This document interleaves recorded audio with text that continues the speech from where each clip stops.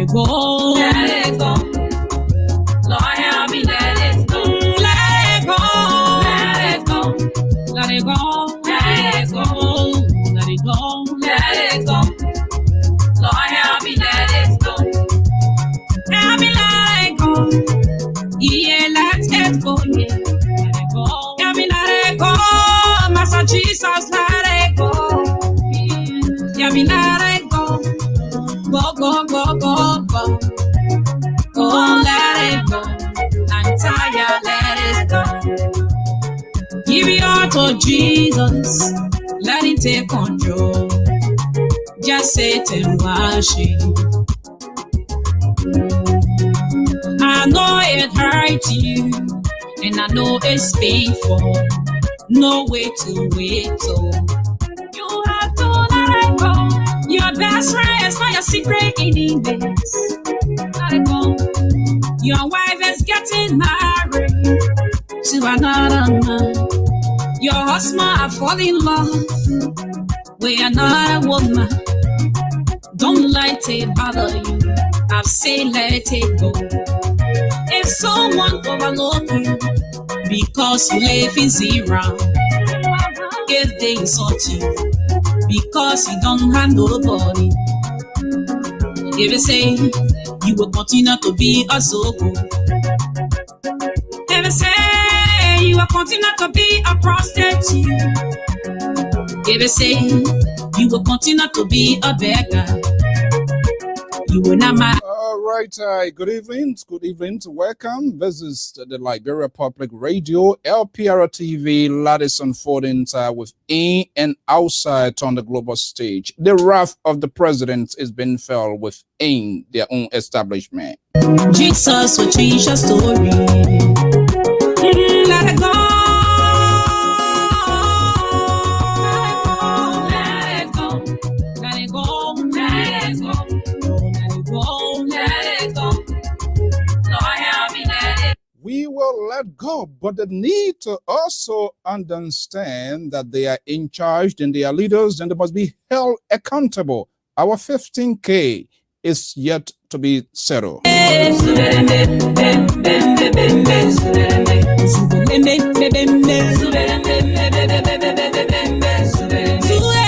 Mikey, welcome. Emmond, welcome. Samuel Hammond, Terry, Khalid, and all of you great people. And not forgetting our own Prantan listener from the Federal Republic of Nigeria, me, Yusuf. Good evening. Welcome. This is LPR. God, yes, you always hear me when I say my prayer with few words. But Genesis, if they planted in this new world, be the power every day. Now while I'm still a good boy. Jehovah bigger than your problem, so just let it go. Just keep on praying, he will make your blessing overflow. To be the best among the rest, you gotta pray. How will we just let it go when we are being abused in our own country, when we are being underprivileged, when they are not giving us the opportunity, when they are giving justifications of their action? On my knees, begging God for mercy. Thank you for your love, blessing, and forgiveness. You solved my problem, Lord. You took me from the wilderness. And true, only you can feel my struggle when I'm really stressed. So my papa bless me, then my enemy they get invest. No matter what the problem is, man, just let it go. The delay is not your denial. Everybody know. Just keep on trusting in Jehovah. He will give you more. We have trusted. We are praying. All of us, some of us has developed knee problems. We have to be injecting our knee every other 3 months, 6 months. How can we let it go when these people continue to behave? When there's no sign of change, when they are not even willing to cut down the 9 years, 6 years as senators and representatives, when will it be your time? We should let it go. Let it go. Let it go. Let it go. Let it go. Oh, let it go. Let it go. Lord, help me let it go.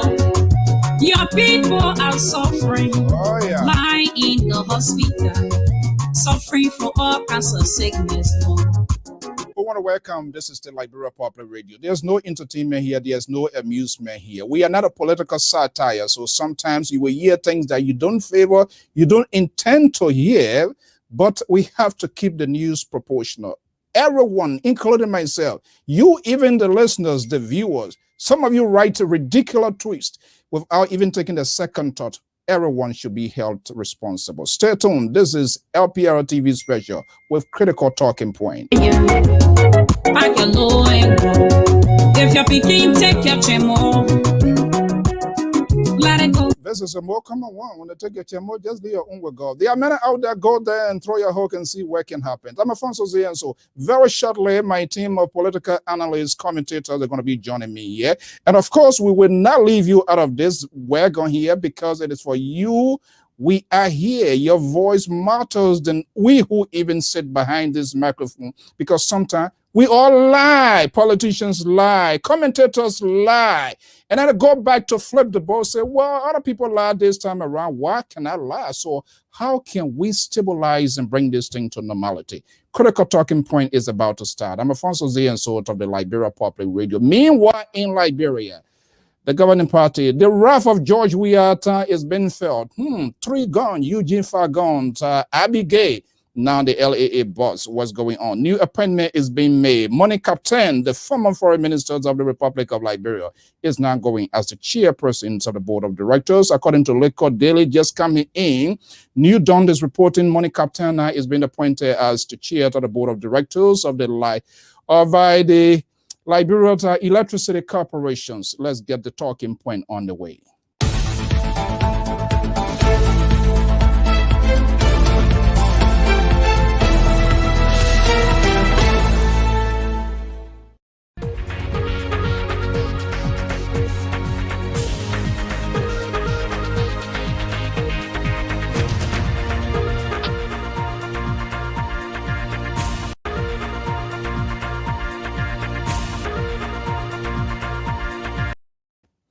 Okay, let's see here. So let welcome you here. I'm Alfonso Z, and so my analysts, they are standing by now. And we're going to get this talking point quickly going. As you may know, for those of you who are news freak like myself, monitoring what is happening on the global stage across the globe, not just only Liberia, news has to be spread out. As we look inside Liberia, you want to know what is happening to in your surrounding as well.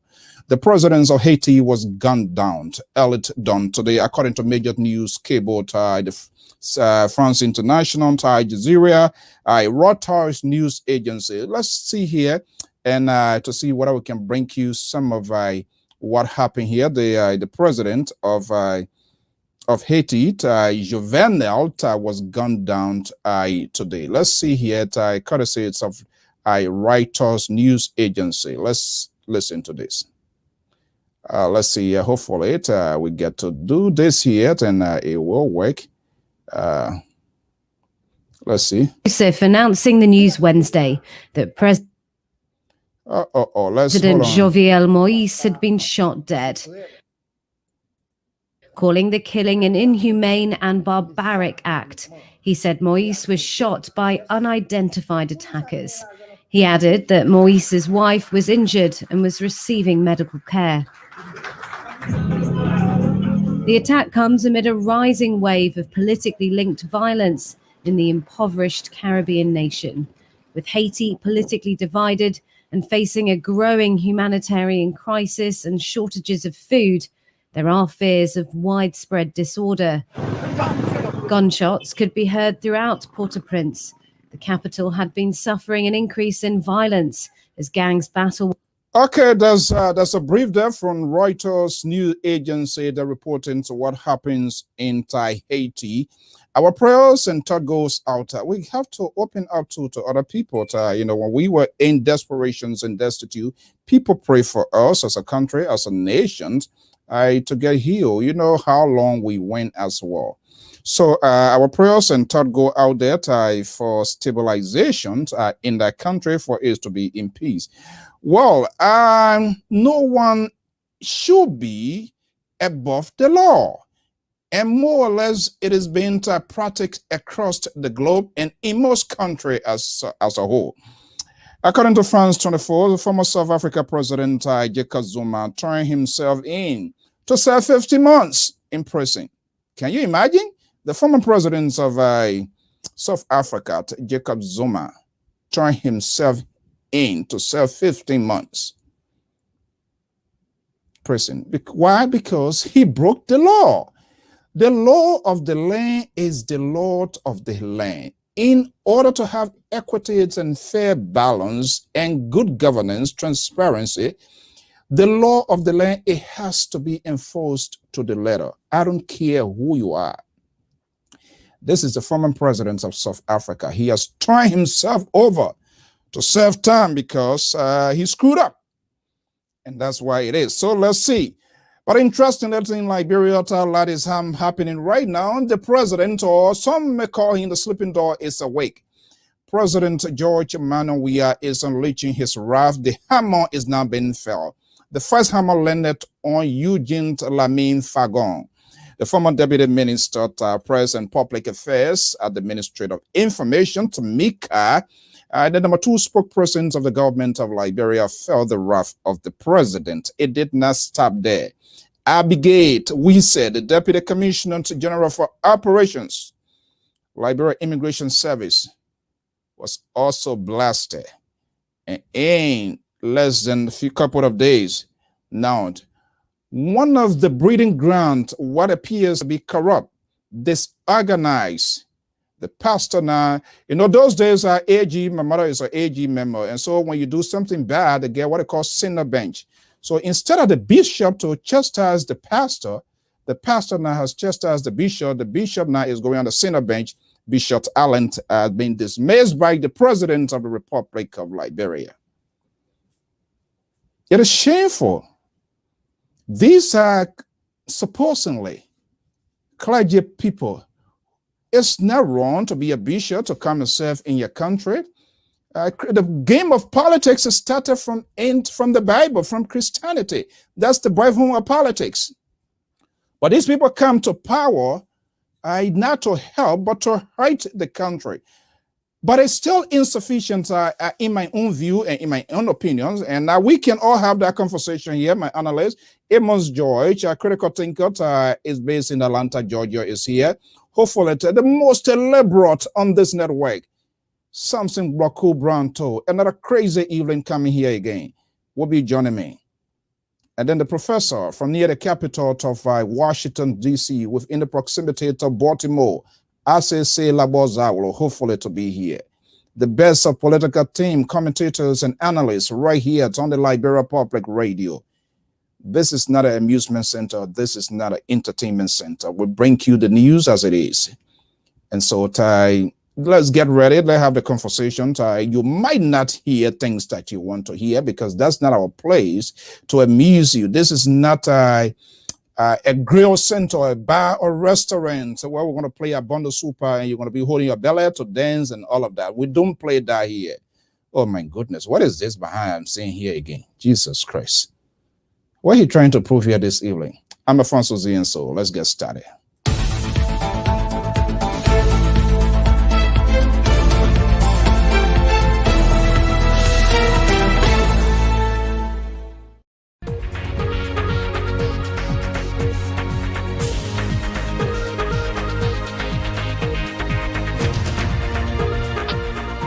Okay, the House of Redon, they is part now. They are all here. They are assembled. Let's get the ball rolling. Daily Observer, not Daily Observer, front page is reporting on Senator Lai. Yeah, everybody lying. Senator Lai, why is he lying about? Why people can be honest? Let me bring in Amos George. Let me bring in the most liberal progressive, and we gotta get a conversation going. From Atlanta, Georgia, is senior contributor and analyst of the Liberia Public Radio, Amos George, is here. From Saxton, Sacramento, the most liberal of this network, with extreme voice on different planet Earth. From Totan to Morovia, he decided to seek green's pasture. He went to Banjul. They did not hold him. Went to Europe. Europe said no way from man from Totan. He managed to cross over here to the USA. And now he's based in the most liberal state of California, near next to Pelosi. But yet he does not do things like a liberal.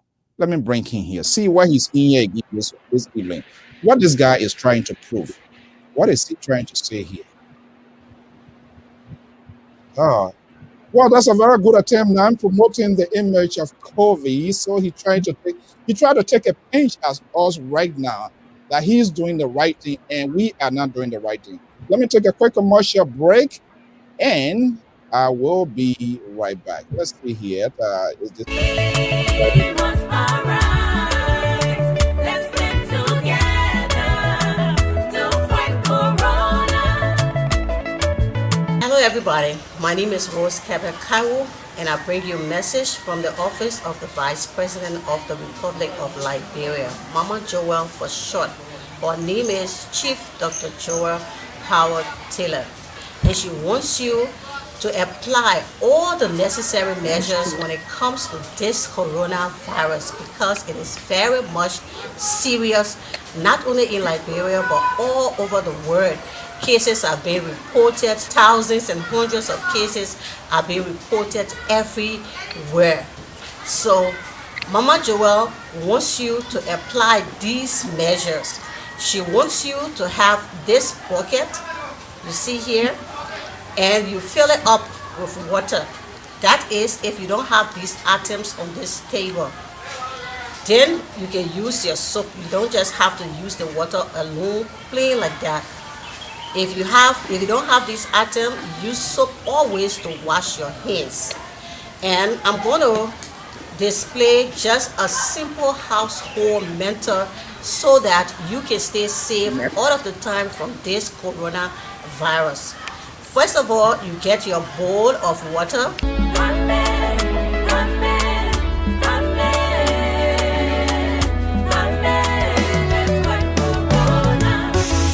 Let's just say I'm coming from out. okay, guys? Let's get a ball rolling here. That was nice on the part of the Vice President of the Republic of Liberia, giving that message for coronavirus. Gentlemen, to welcome to this talking point. Another hammond of the president has been felt. This time to what I call one of the breeding grounds of corruption. This organized, they don't understand, is one of the gateways of the country economies. That's the Rabat International Airport. The bishop now is being placed on a Senate bench. Can you imagine? The bishop should be presiding over the sanctuary, but now he's gone to the Senate bench. That's what they used to do those days. When you're saying that, they say we'll put you on the Senate bench. I don't know whether they get a special bench there. Okay, guys, Emma George, good evening and welcome. Yes, good evening, Mr. So, and good evening, Mr. Tool. The liberal. Good evening, Mr. So and Mr. George. Good evening to all the audience as well. So why you tell you more like some kind of kick a dog when there's something from the dog? What you try to prove now? Well, I'm simply trying to tell my brothers and sisters back home. I put mine there. I have mine as well. So don't call like it's a that shiny thing. Don't tell my people to wear that kind of shiny thing. This is the real mask. See here? You put it around your nose. Your nose, cover your nose and mouth. Excuse me? The N95? I don't go with number. I get you get time, all right. So I just bought it here, put it on. But this is the way so that if anybody coughing or if I'm coughing, it won't go out. But this is how you do it. You put it on like this, and you take it out like this from your ears. And you don't go like this here, and then you start playing with your nose. You take it out, then you start playing with your nose and things like that. You don't do that. So that's why I decided to put this on, and this is how it works. But anyway, thank you. I just want to show myself that I'm in sympathy with my brothers and sisters back home, and you're not alone. I can wear this thing here for the entire show. It's difficult to do because sometimes your nose area, your mouth areas becomes real hot because you're breathing the hot air and it's not going out much. No, you'll be fine. Just do it. Comfortable. Do it. You'll be fine. I don't know why you're going to. Why are you trying to prove here this evening, Mr. So? We're supposed to be in this kinds of stuff to disseminate information about to our brothers and sisters. Forget about this politics stuff here for a while. You listen to protocols because I am here by myself in studio. You are there. What sort of cheap point you think you want to score here? First of all, I've been doing videos. You haven't done any video. Do you have anything to display that you have done video? But let's do that talk. Gentlemen, let's welcome to this evening conversation. To our beautiful followers, listeners, and viewers, we thank you so much for sharing your evening with us. Of course, your voice will also be inserted into this conversation because it is about your country. It is about our country. And I don't think not George, not the liberal or me, I have the only voice or dominions over the conversation here. Okay, gentlemen, let's have a talking point. It seems to me the hammer of the president now is unleashing. From Eugene Fagon to the Bureau of Immigration, now to the Liberia Airport Authority. We do not know what next. But a lot is coming on. Appointment is being made. The former foreign minister of the Republic of Liberia, Nomoni Captain, is now going to Electricity Corporations as chairman of the board of directors. Are we seeing the shift in paradigm into the CDC-led government? Or is it just a temporary thing to quiet down the talking point and all of that? And my understanding, Senator Darius DeLon is still in the U.S. In fact, it's in my backyard, holding some sort of town hall meeting. What is he still doing here? Raising money to do what? Is it in the confines? Is that a legal money? These organizations that are raising money, is there registered money? You should be in your constituents in fight for this COVID. You saw the vice president commercial. The president yet to come out to even sell this very vaccine. Smith Toby cannot tell the world as to whether the deputy press secretary, as to whether the president has been fully vaccinated. It is crazy. Emma George. Yeah, look, let me dismiss all the people. Mr. So is the prerogative of the president. He want to dismiss the entire government. He can go ahead.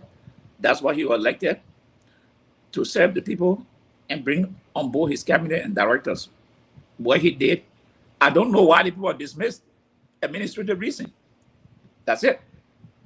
Why you can spell why people being dismissed, but you say administrative now. No, not just only that. I intend that then go further because if and I did a video for that. If there's anything, there's some sort of attachment with respect to some sort of alleged crime being committed, turn them over to the Department of Justice, the Ministry of Justice, for them to answer this question. But we dismiss people and we just let them go. You dismiss for administrative reason, and they are now rumors swirling around immigration that the deputy director for operation, some people are saying allow some Turkish in her signature on a visa. So the whole thing here, this is just for me. I just take it as a fun. Because everybody being dismissed is only I think for Eugene Falcon to point that out. But the two other people for administrative reason. I mean, people work for government. They are not on somebody else's, they are not on somebody's farm. When you fire them, you must take the reason. Support the RRA. I learned last time Edwin Snow said that they played the airport the runway was dark. Now, why the airport the runway was dark? No, if there's no fuel, what it costs. Okay, fair to mention before I bring in the liberal, was that a swift actions on the part of the president to have taken that decision? Mr. So 3 years ago, everybody been complaining 3 years, almost going to 4 years, that when you taking the action. What happened all the time when people have been complaining that the airport is not functioning, it's being corrupt. Why not? Is it not?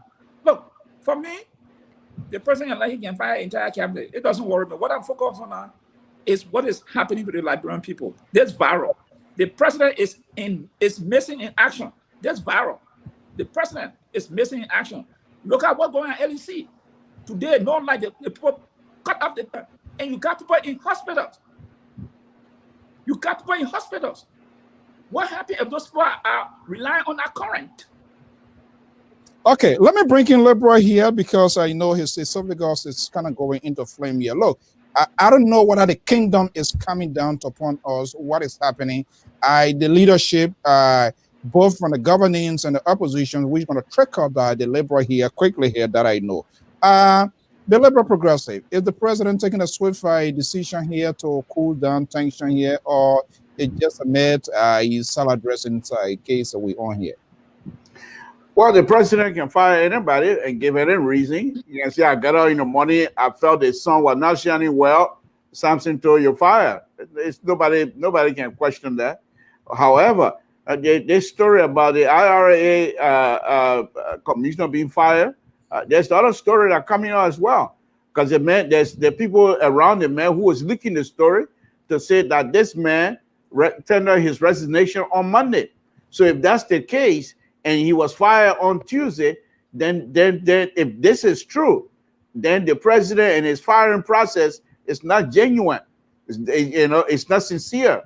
And furthermore, according to the story, this man, people are saying that he resigned because they wanted the group from Jordan to take over the ground management process of the international airport, Rawa International Airport. And he didn't want to do that. He didn't want to give that process up to a foreigner. And so if that's one of the reasons for him to be fired, then it's also questionable as to whether the administrative reason the president is talking about, whether it's believable or not. But here's the elephant in the room. The folks that they're talking about, they're from Jordan. And I'm not too sure if the Western world will allow a group from the Middle East to come and manage a Liberia airport, which also services American and European plane as well. So this is not something they're going to take lightly. It might not even work well. It might not go down well. They might replace him, but the Jordanians, they're not going to get this job. So it's a little bit deeper than that, according to the story, Mr. So. And let me just add to that. Mm-hmm. The Jordanian, you remember they gave them the baggage claim thing, and we made noise. Sometime, I think last year before last, the American came and they had to take that contract from them. And now, 11 years, how all the people, most of them were Jordanian in this country. Jordanian was involved. And that the same people again, according to you, they want to go and play around again. But we're waiting to see that. So you don't see it as is it not a big deal? I don't want to. We don't have all of the specificity of this whole thing, the detail as to whether that's what is the reason. And if they dismiss Bishop Allen, if he is to come out to tell her exactly what happened, that would be much better. Do you think that's something we want to see it? And we are not going to also forget the big news, the elephant, the guy who seen as a political Goliath, godfather, Prince Yomi Johnson, also backed down from a high-profile position. So in the Senate leadership, is this wheel turning around here gradually? Are we reaching to the end of the Waterloo to see different things coming out here? Some questions. Mr. So, the first thing Mr. Allen Clay will not go in public and make any kind of statement. And these people are those that are very close to Dr. Weir. They tend not to do any kind of backbiting. Or you will only hear a story sources close to him. It's never going to come from himself. That's one thing. So he's not going to go in public and try to say. What most likely going to happen is that he will be interviewed by the American embassy quietly, not publicly, maybe secretly as well. And then the American, having had the information, if this guy passed on the information to the American, they will pressure the Liberian government to cancel that contract. And then those who, according to the paper, those who took money, who took bribe from the Jordanian, they're going to face the weight. So, but as far as how are they going to face the weight? Well, because Jordanian most likely, if you took bribe and the person is not getting what he's supposed to get, they're most likely going to tell you to turn back their money. Because I'm sure there are middle person in between the Jordanians and the Liberian official who the paper claim took bribe. So they didn't just go to Jordan and get a bribe. Most likely they are middle person. So now the middle person going to come back to them and say, okay, we don't have the contract. Let's give the people money back. And that's when we're going to know the bamboo going to devour cola at that time. But as far as Mr. Johnson is concerned, Mr. Johnson's situation is very interesting. And those who are in Liberia, even including Dr. Weir, close advisor, confidant, those who were involved in the war, they better make sure that people are watching then. The pressure that was on Johnson was just unbearable, you know, and he couldn't deal with it. Where is it coming from? Can we make It's coming from the international community, and the international community control your purse. So they're most likely telling the Senate, if this man keep the job, you're not going to get what you're supposed to get. And the senators and the other people, they also get their purse sometimes from Europe or from America. So, and if these people are not happy, you're not going to get nothing. So, Mr. Toe, so this thing here, and you know, that's why I don't trust these people on Capitol Hill, all of them, including some of your folks that you support, because I don't know whether they didn't see it coming. Pa George, for God's sake, so what happened in recent time and coincided with this whole thing and just brought into the picture. That's just poking into the eyes of the international community. I don't want to take on President. We are on that. I would want to take on maybe on what his name said. Samson told Liberty Partisan. What his name? Can you call his name? Your former chairman Steve Zacko, who resigned in the dying and extra minutes of the time, like somebody is about to take a penalty kick and the referee sounded his whistle. So they didn't see, because that was a complete provocation to the internet. This is the guy, all sort of things around. He has been very defiant. He has been very boastful, that we have seen, in giving sort of high-profile leadership positions like Senator Warner or Adam Schiff, defense intelligence. You know the relationship with Uncle Sam. There's no way Prince Johnson can be head of a defense committee in the Senate and for U.S. to share any defense intelligence with him. It's not going to happen on planet Earth. So why they didn't even take that precaution in the first place? No, yeah, what happened? They said during early time he or I think chairman of committee or whatever again. They were making some argument that he served as chairman of the committee during early time, this and that. But what these people are forgetting to know, the fee is changing. With the access to social media now, this thing cannot be swept under the raw again. So yes, the thing, the last on this program, I said it. I said Prince Johnson will resign. It's just a matter of time. Because Uncle Sam said, hey, that's your choice, but we will not do business with him. He told the Liberian government and the army that we're not going to do business with him. It is your choice, but we will not do business with him. Once Uncle Sam said, I said on the program, I said, it's just a matter of time Prince Johnson would resign. And here's the thing. I don't know what I see Zacko. This was a plan he did, because probably maybe to challenge Prince Johnson, maybe it would have been more contentious or what. So maybe he decided to pull back, knowing the character, and say, hey, I don't want to get in the mud. Let me just stand aside, let the man go. Because I know in the end. So then where is the coalition or where is this collaboration? There was no consultation? No, here's the thing here. This thing came from Abu Chairman, the chairman of the president pro tem. He is the one that appointed people to the committees. He is the one. And knowing this man's character, he would have told this man and said, you know what happened? I understand maybe he got ambition, but I will not support you, because Uncle Sam, their eyeballs are on now. And looking at it, what they're accusing, if the Liberian people are accusing of just your own people, someone would have told you, say, it will not be advisable for you to contest the position now. Step aside. But they want to push him. Now, you see the result? Because I said Uncle Sam was going to force him to resign. And this is what's happening. Because the army needs some money.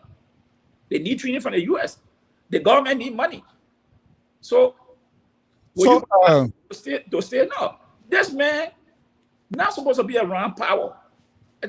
This man not supposed to be around power. Get power. He said he's not supposed to be around power. How can you say that? This man not supposed to be around power. Samson Toe.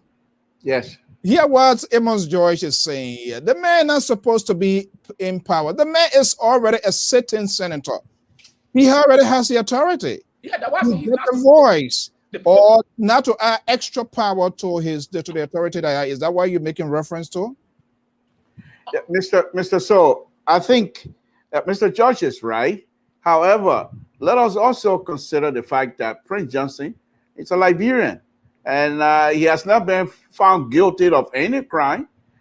So it might be just mere speculation that he did X, Y, and Z. Even if we watch it on video, it's just speculation because he has not been found guilty of anything. Number one. Second, he is representing a constituents, and those people decided to elect him. He didn't come to this position through gun battles or what have you. He was elected. So, however, why he was elected to represent Nima and in the Senate, what I think must have happened with Chair and the rest of the group is that they felt that because he served in certain capacity during Ellen time, and so they feel, well, we can do it again. What they don't realize, and what I fault these people, and these are all educated people. The Chair, he has geology, he has a master's degree. They're very smart people, but I'm not too sure whether because of power, because power have gone through their head, therefore the smartness go aside. Why were they not reading the report from the State Department about Liberia? If they were to read that and carefully analyze that, they would have realized that bringing Prince Johnson in was not something these people were ready to take. Because in that report, they go deep inside of Liberia and talk about things that happen in red light. Situation that occur in red light was in that report. Situation that occur in Bonneville was in that report. What makes them think that they're going to allow Prince Johnson to go free and the State Department of the United States government will allow that? Prince Johnson has been accused of many, many things. One of which, still, outstanding one about the American citizen that has not been resolved. So you don't expect. And I think that's come and say, yeah, go ahead and we'll deal with you. They're not going to do that. And that's the hook. The issue of the cadre norms, believe me or not, that's not going to go away. And I think here from all indications and other folks that people have talked to, George Weah is not a tiger here. What happened potentially, my guess here, what's going to happen here is going to be like the case of Ellen Johnson Sirleaf and with that of Charles Taylor. Hey, live by what we say, give us this guy, you put us in and we put you out. That's what it's going to be. And I think, was that a good political calculations on the part of Prince Johnson to dilute the conversation, to reshift the direction for him? I don't think that's going to make it go away for people not to talk about the war crime, because anytime people talk, it's sort of kind of paranoid to him. It gets under his skin. He feels that he's the guy being so targeted, and there are other folks there. Do you think that it was a good decision? I'm wondering if he can even travel around that freely around the South region, because it's not possible. It's part of the law. They can't just go in there to take him from out of the country. But like in the case, he has to be some sort of persuasion at a different level. But I mean, he's a former guerrilla as well. So I doubt whether he's going to go for any sort of parliament meeting again. The guy used to go to TB Joshua is no longer there in Nigeria. So I don't sure whether he confide in anybody to go fly any around, considering all of the drum beats around him right now. Mr. So, let me say this. We have a whole lot of people names in the TRC that for alleged crime they committed. Most of the people have been silent. George Bole, Ahaji Kroman, some other people, they have been silent. Prince Johnson is the one who decided to come to the public and say, I will speak for these people. I'm the giant. Why is he doing that? Oh, no, because nobody is untouchable. That's what he believed. He believed that he's untouchable.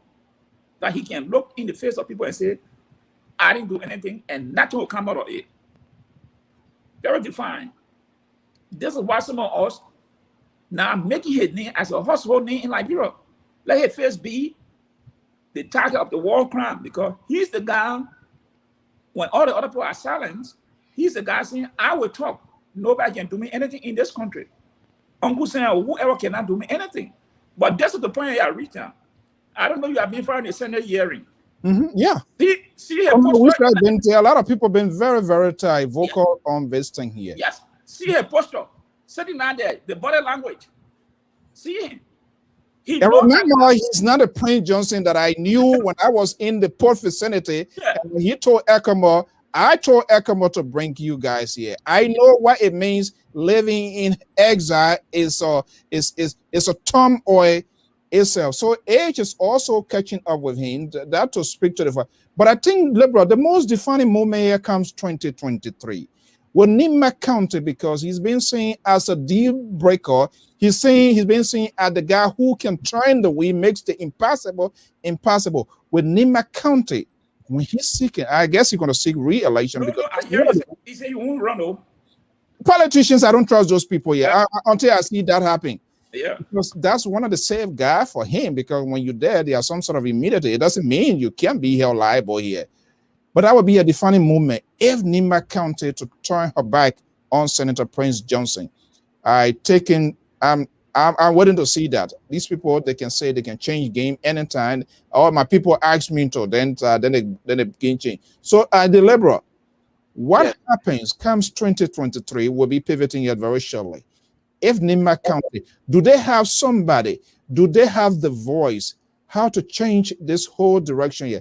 And this ball lies within your court, in the sense that the collaboration. Is there anybody that they can really put out there to change the narrative, to change the game plan within the Nima corridor, to take on Prince Johnson as a bit to neutralize this, what's going to be happening in Nima? Well, it's going to be interesting. But the first thing I want to address here is what has happened with his resignation. The fact that Prince Johnson has resigned, he has given life to all of the cries of the war crime, quote, economic quote in Liberia. Because every one of them now, I could say they will be now feel that they have won in a sense. The second thing is, I don't see Prince Johnson flying for a very long time. Not even from Nima County to Grand Gide. He will not trust any pilot to fly. One thing. Second, Prince Johnson. Just from Capitol building to his house, he has to be in difficult. It's a difficult moment for Prince Johnson, to be honest with you, because Prince Johnson is it's a sad thing. Prince Johnson is no longer in the gorilla mode. Is he reaching his Waterloo? Is he reaching? Yeah, he's done with that gorilla stuff. Prince Johnson wants to live in peace. Prince Johnson wants to help Liberia in a sense to live. However, his bad deeds are the ones that are really catching up with him. So he can, even though he's no longer in a gorilla mode, Prince Johnson cannot go right now and say, I want to start something. He can't start nothing. Now, in terms of the politics in Nima County, I don't believe that anybody is going to turn their back on Prince Johnson. If Prince Johnson says he's not going to seek re-election, there will be people in Nima County that will petition him to seek re-election. And once that happens, once the petition comes out, he will waive that paper in the face of the international community. That's a political. Look, you people don't think I can do it. This is what it is. My people have asked me. I'm going to run, and he's going to win. There's nobody in Nima County that's going to go against Prince Johnson and win. Anybody that go against Prince Johnson, you will be defeated. Your party because the money know where Prince Johnson took them from. Your party Mr. Toll, let me ask you this question. Your last statement you made, the Malian know where Prince Johnson took them from. I do not know the yardstick. You're speaking the talking point of Prince Johnson right there. Yeah, I do not know the yardstick which you measure. Look, Prince Johnson, when the rebel entered Liberia, Prince Johnson made his way to Monrovia. And all along he stayed in Monrovia. Charles was controlling Nima, bomb, 90% of my giving.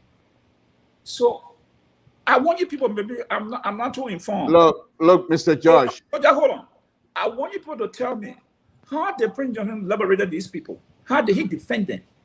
I don't think, in fairness, I don't think what I would like the tone, the language, how he articulate it, justifications of his action. I don't think it's that worrying. But if you put it on a scale and you were to ask people, if you were to go to Grand Gide, if you were to ask people, the George Bulley, the Thomas Yaya Nimle, and all of these people, the late Roosevelt Johnson, there is some sort of intervention. People will see it.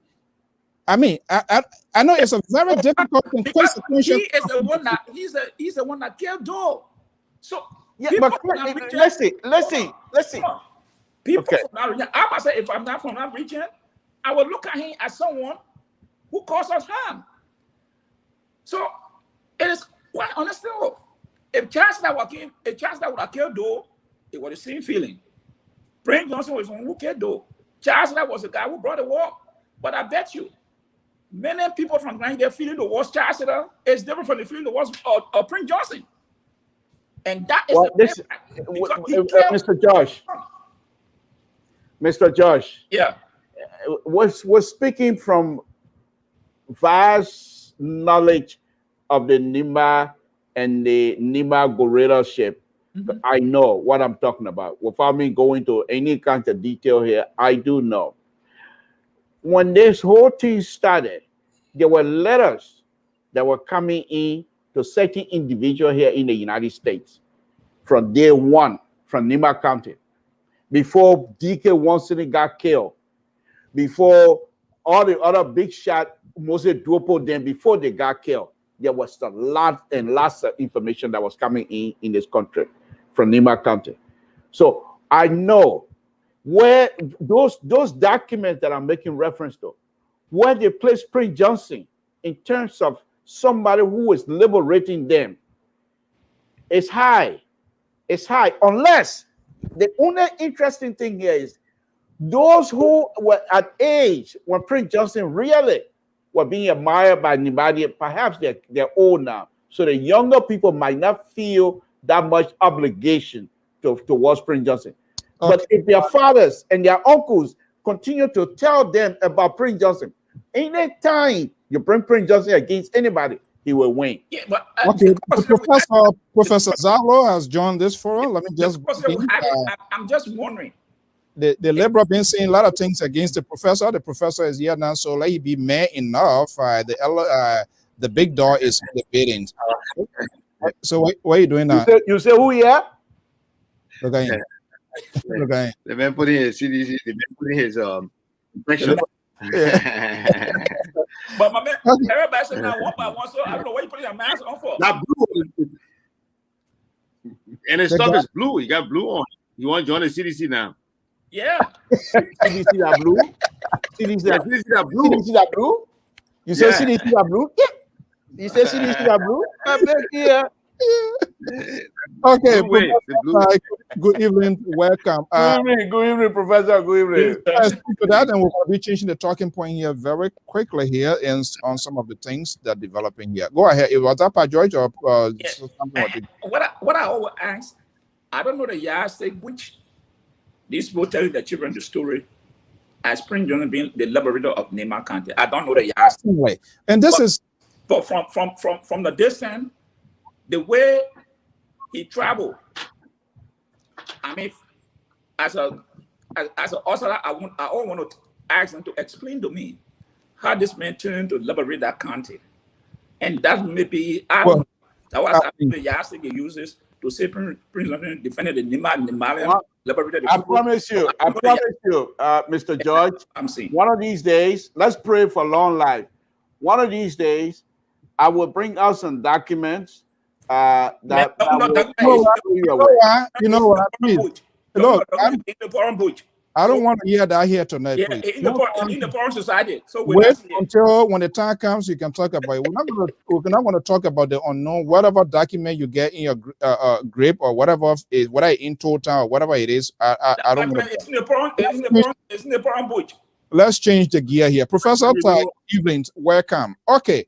Let me ask you, you support the philosophy and the ideologies of this government. We're seeing the wrath, the Hammond coming from the executive branch, descending on his own children here to announce LAA boss here. These people are being dismissed. Are you satisfied with dismissal? Is there a further thing that we need to do? Okay, when you dismiss the people, is it fair to say, well, people are being dismissed? Let's know it was an alleged crime committed.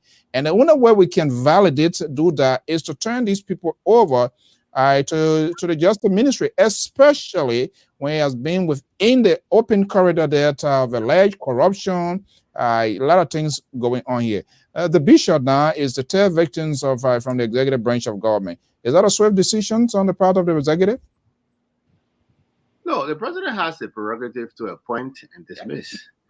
And what I heard, I don't know whether the bishop, the LA director was dismissed for corruption of my thesis. I didn't hear that. But I will tell you one thing. I think the president's decisions to withdraw the nomination of Dr. Marcus Lewin from the National Commission on Higher Education was that's a good thing. Lewin was the director for that commission. Why you decided to change the topic, Professor? And we're going to come to that. But that's the same about dismissal and everything. I want to talk about one of the decisions he took today or yesterday was very appropriate. Dr. Marcus Lewin was the director of the National Commission on Higher Education for most of the duration of the Ellen Johnson Sirleaf reign. And he presided over an institution that was marred in incompetence and just despicable that a government institution will perform at that level. That was the institution that granted St. Regis University a license to operate in Liberia. As a group of people who came and said they were going to offer petroleum engineering. Right. They didn't have one professor to teach petroleum engineering. Children paid their tuition there. That was on his watch. It was on his watch. The man is very incompetent. And so I a few days ago when I heard he was appointed, I had a conversation with a couple of people in the higher education hierarchy of Liberia. It was a shock. People thought it was a joke. People thought they were coming from a sleep, thought it was sleeping when they heard about that. And so to hear that he was withdrawn, I'm sure a lot of people called the president and said, look, this is the wrong decision. But I don't know why. Is there no vetting process by the president? I don't know. I'm sure they got a vetting process. But sometimes these things fail. For example, you take New Orleans, for example. How do they go about making these sort of appointments? That's a very good question Pat George asked. Mr. So, you have to go. Mr. So, the professor, I don't know much about Michael Sloan now. But back in the days when he was at Kent State, I knew him well. When him and people like Milton Churchy, we all used to hang together a lot. He has character. And I'm not too sure what happened now, but then when he was doing his PhD in education at Kent State University, he had character, number one. The second thing is, I played football with him at Kent State and even Akron University. He has character. People, when we go out or when we gather in a Liberian gathering and having conversation, he talks about things. When we used to have a conference, like Liberian, Nigerian, Sierra Leone, Ghanaians will get together and talk about future Africa or future West Africa at that time at Kent State. And he had character. And he used to be one of those that would speak positively about the future education of that region. So I don't know what happened, but for him to say that he's inept, I think that's stretching too much. No, I don't stretch it. Mr. Tolo, let me tell you something. 2017, I visited. 2017, I was a guest. I visited the National Commission on Higher Education. In fact, let me tell you one thing. Let me tell you something let me blow your mind and say something that maybe some people out there will hear and say, oh, maybe that's what this guy wants. To tell you the truth, if I honestly wanted to be the director of the National Commission on Higher Education, a long time would have been appointed. The level of the kind of way Dr. Michael Slevin ran that place. When I went there, every time they mentioned me, anybody called me and tell me, say, oh, we're thinking about this and that, I told them, I said, take it far away from me. So why were they calling you? I'm just saying, anytime my name was mentioned associated with it, I told them, take it far away from me. I visited the first interaction, my first direct interaction with our agency was 2017. The Lutheran Church was interested in opening a university in Liberia. So the person who was working on that program here in the United States asked me on my trip to Liberia if I could go there and gather information from the National Commission on Higher Education. So I visited there. And he was there at that time. Even his agency was filthy. There was no structure. So I don't want to get in trouble. But I was in a conversation recently with one of my friends. He's in government right now. And, he said, listen, if you're interested in going, they will send you there today. And I told them. Are they talking to you right now? Yes. I was very plain. I said, listen, there's one thing I will not be able to do. I will not do that because my friends in America, if I were to invite them to come to Liberia and see the agency where I'll be working, they would think I smoke weed. I'm out of my mind. That man presided over that place. That place was even the structure of the building was disgraceful. It was dirty. It was poorly maintained. Do you think he had to support the resources to do what you don't take the job? That place is underfunded. Be frank with you, I know that it's underfunded. Don't take the job. I mean, I understand. Maybe the liberal progressive is right. He knows him. You see, people gotta be very careful when you take a job when you know there will not be resources. Then you're gonna get your name damaged. It serves as an element of your progress. The problem with that place is $450,000. That's the liberal progressive of on him alone. I know the state government or the city government was spend almost that amount on him. We take out his salary and his French benefits. Then we only one other person they can hire at our agency. That's the agency's entire budget, $450,000. So the only way that kind of agency can survive is you have a very innovative leader. And the fact that it hasn't worked. Look. So, Professor, let me just interrupt here. I hate to do this here. You talking the play was underfunded. The play was a mess. Yeah. Who should provide the funding? Do you know what I even asked national government to provide funding, and what has been government response in that regard? It has been underfunded from the time it was created, and so that's why. I'm talking about now. No, okay. Sorry, I made it. Yeah, but right now, where the national government is supposed to provide funding for them, but is the government doing that? But if the government doesn't provide funding for you, why should we crucify him? Why will you take the job when you know that you're not being given? Are you saying? Wait a minute here. Are you saying it was his job to do what? Instead to know what is the budget in today's year? Do you know what I even make some proposal and nobody pay attention to him? We saw he had a national police look like the budget they don't take the job. That's what I told you here. For example, I was in a conversation where an offer was made, and I made it plain and clear. To you? Yes. Don't even try that with me, because that would be a joke. Why would I go take on something that I know definitely is destined to fail? There's no resources. The agency, the way it is structured. Can we blame him or blame national government? I will blame him for presiding over for more than 6 years and did not make the changes necessary to give himself a tooth to be able to bite. Not national government. I'll blame national government also. I also proposed that place should not be a commission. I don't know whether you saw it. I wrote an article on that, I think about a year or two ago. I called for that place to be elevated to the Ministry of Higher Education, Science, Technology, and Innovation. That was my recommendation. The way it is right now, it doesn't give it a lot of power to perform anything. So do you think the problem before George and the Liberal comes in here? Now the president has withdrawn this nomination. Is that a settlement to the problem? No, it's not going to settle the problem. So, So why you think why would he? First of all, it won't settle the problem. But appointing him there would be like you giving a thumbs of approval to over 6 years leadership that did not bring anything new. Like I told you, when Dr. Slay was over there, look, I started that commission. When Dr. Slay was over there, they will give colleges and universities a license to operate for lifetime licenses. You are here in the United States, no university get a lifetime license. They are renewed after a certain period. Right. It was during his leadership that a university will open in Liberia with less than 10% full-time staff. All of the staff are part-times. And they are all roving professors with all the universities. You got a university operating with professors teaching at a university in Monrovia and another one in Lofa. I mean, you take it, man. And all of that was happening under his leadership.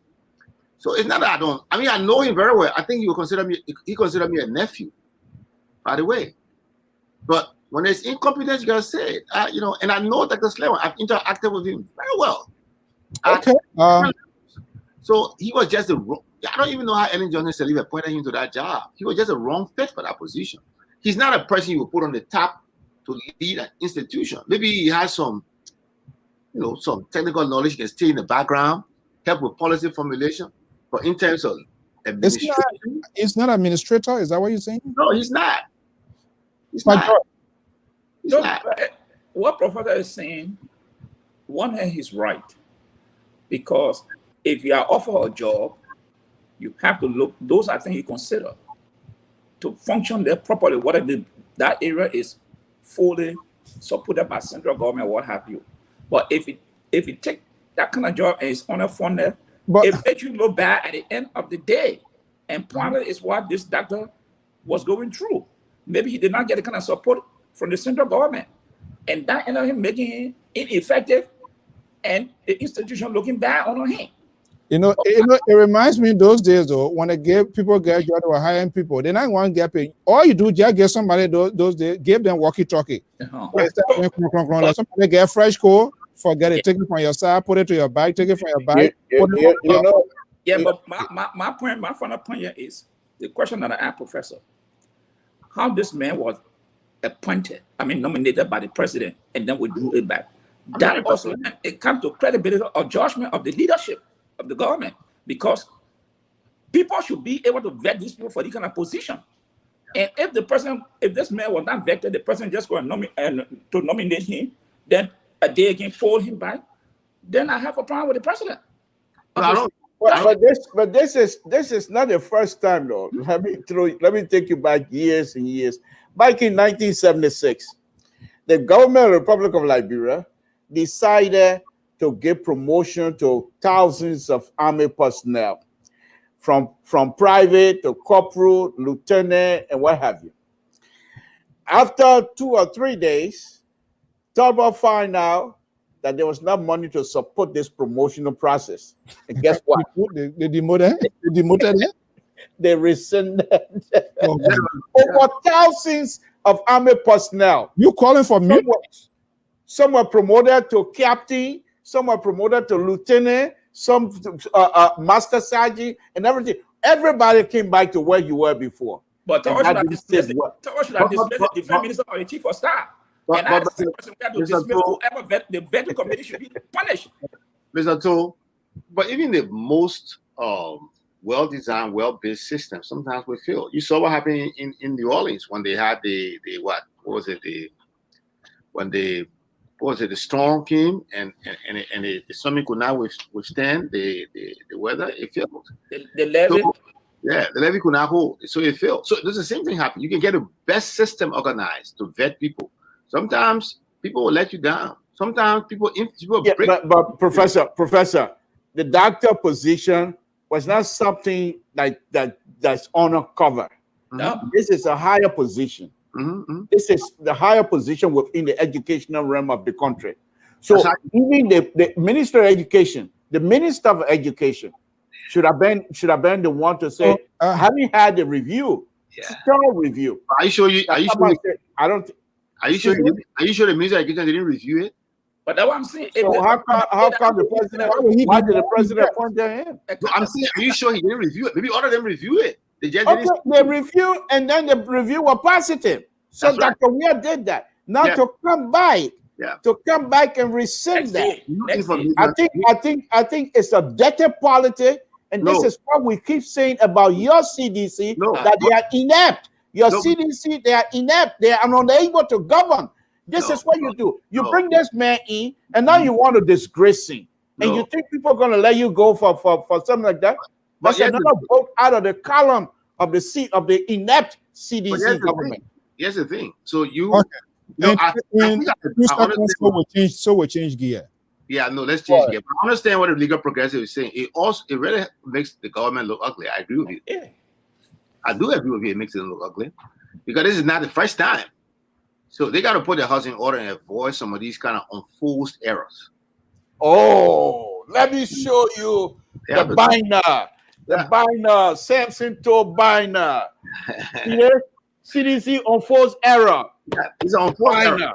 It's an unforced error. I agree with you 100%. Yeah, because every time the person will appoint someone, the next day he withdraw the person. So I'm wondering, what is the vetting process? What does it mean? What are they there for? Let us get to the cardinal issue here that is challenge that is confronting the nation. Just before the news came out here of the chief medical officer, I talked to a couple of people from Pat George's own county. That was the news pop out. Vaccines that were taken to these counties, they bring in, anyway, that's another strategic way to apportion something. But do you think the government is aggressively getting this? Because I know the resources has to be apportioned strategically, taking them from one place, bringing them from one place. But you are also leaving the corridors, and people are all also saying it's not even visible. We try to get folks from the Ministry of Information and other authorities, but that's the saddest thing. They don't want to talk to people. But from what Dr. Keto is now saying, getting these vaccines from the country and bringing them to the intense area of Mosorado is, I know that's a good strategy, but do you think the government is pursuing strategically to make sure there are enough vaccine in the country? I mean, it's not an encouraging sign, though. No, I don't know whether I won't tell you the government is not pursuing it aggressively to get vaccines in the country. I know the government is taking the maximum effort possible to bring the number of doses in the country that will be able to keep the coronavirus. Why should we get at this point in let me say this, and that's the key I want to talk about. I think what you see happening in Liberia is a colossal failure of a system. And the reason why these systems are failing, I will take the words from the Liberal Progressives playbook and Mr. George playbook. When you continue to appoint incompetent and misfits, you will continue to have this kind of problem that the government is having. You see, I was just talking to my wife today, and I said I will give Ellen Johnson Sirleaf a pass on Ebola. Hearing about Ebola, nobody knew about any kind of epidemic that hit Liberia before and killed that number of people. So she can say she was caught off guard. The Liberian government wasn't caught off guard on this third wave. There was the first wave. It didn't hit us seriously. So what was necessary at that time was for the experts, if they are really expert, to get to work, to start looking at worst case scenario. Should there be a second wave, a third wave? What would be if the center of the third wave comes from Guinea? How will we move vaccination into that area? How will we move health personnel into that area? If the second wave comes from Monrovia, what will we do? All of those things were supposed to be played out. And so when you try to combat it, you already have a game plan. This thing caught these incompetent people without a game plan. And what the Liberian Post should be doing right now? Let me finish. The Liberian Post should be demanding that the Minister of Health and the entire emergency management team present to us a detailed plan on how they intend to defeat this virus. Let the citizens see it. They don't have it. So they're going to keep guessing.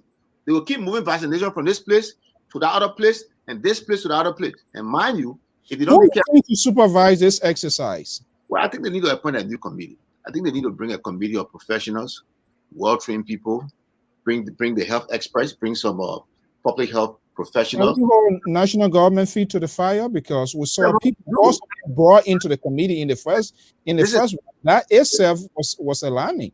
This is no longer about politics anymore. This is not about whether I'm a seditious or not a seditious. It's about look. But it's hard, and this is why I'm going to agree with you, Professor. It's hard to ignore politics in this sort of conversation, because politicians who make decisions where we are. My wife lost 3 relatives. Some of them you guys heard about it. A brother and a sister. The brother, the sister was first. Today, early in the morning, we got news the brother was gone. And there was another relative before that. 3 in the space of 2 weeks. I'm not talking about a brother who passed away. I'm talking about other relatives. COVID. Professor, let me say this, Mr. So. I think what Professor is saying is good, but I will double down on that. And that is, sometimes we come out here and we say, oh, the CDC government is inept, they're not able to govern and stuff like that. Yeah, we make these statements, sometimes we laugh about it, but this is a very serious business. When the first wave came, The government official themselves, including Dr. Weir, they all went to this national security conference where somebody came from, had a virus. In fact, somebody died. So it's not like it was not even within their own circle. Within their own circle, people die because of the disease. And yet still, they never really took this to be something serious. They thought how the heck you would go and send plane to Madagascar to get you some? Then why you can't go to Total and get some medicine from there? We will help you. People talking about vaccine, and the president of the Republic of Liberia publicly receiving a cure from Madagascar. Well, people have not come up with. I don't need you to put. So this is a very serious business, and whatever is happening, we just have to say take politics out and let's continue to pray for one another, because this government is incapable of handling this situation. This is not about prayer business. This is not prayer. You see, one of the things that destroys it's not prayer. It's not prayer. It's not prayer. We need to take action. Those who are incompetent, those people who cannot handle this thing, need to step aside. We need to bring in the professionals. These people, let me ask this question. Do you think these people are given liberty to conduct, to operate, or some sort of interference is also coming into their job? So let me say this. If you're anywhere and you don't have the liberty to operate, step aside. Because at the end of the day, your reputation is at stake. You can't come and tell people, I never had the time. The first thing to tell you, move from here. If you never had the time, you should have stepped aside. What is happening in Liberia? These people are responsible. I will use this word, responsible for what is happening in Liberia. Yeah. It didn't come overnight. Yeah. The world today is connected to the fingertip. Everything that happened around in the morning, you will peruse everything you see, you will know what happened around the world. This alarm was going off that, hey, there will be a third wave. There will be a third wave. Then we heard about South Africa, the South African variant. Indian, the Delta variant. What our people were doing at that time to say, no, okay, we don't have the resources, but whatever meager resources we have, let us try to put this thing in place. So just in case if anything hit us, we can start treating our people while we're asking for international assistance. Not anything was done. Everybody sat down. And not that Africa was spared because of anything. Africa was spared the first and second wave because people were not moving about. So let me muddy the water here too. All right. Professor is a new freak like myself. And I just wanted for us to have an honest, factional shot, because there's a way leaders, when they talk to people, the message resonates. Just what? Later today, President Biden was appealing to people who have not been fully vaccinated, was appealing before the camera.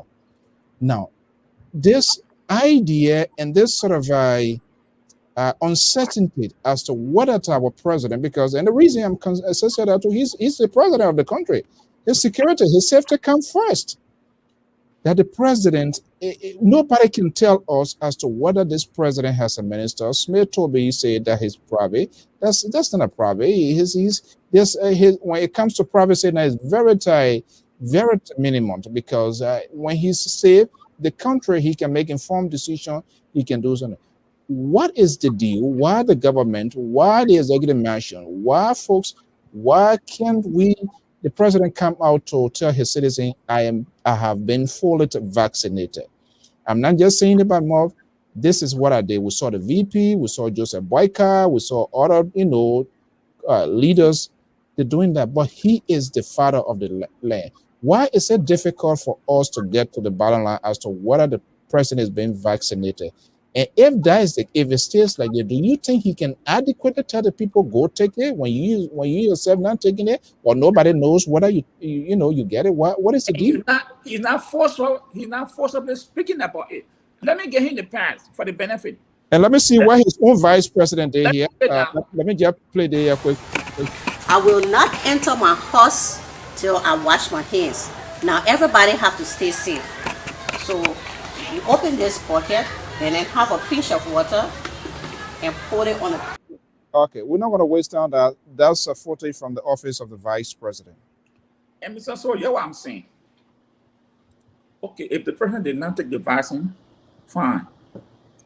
But why is he not in front of this camera to tell the people the danger of this virus and the benefit of taking this vaccine?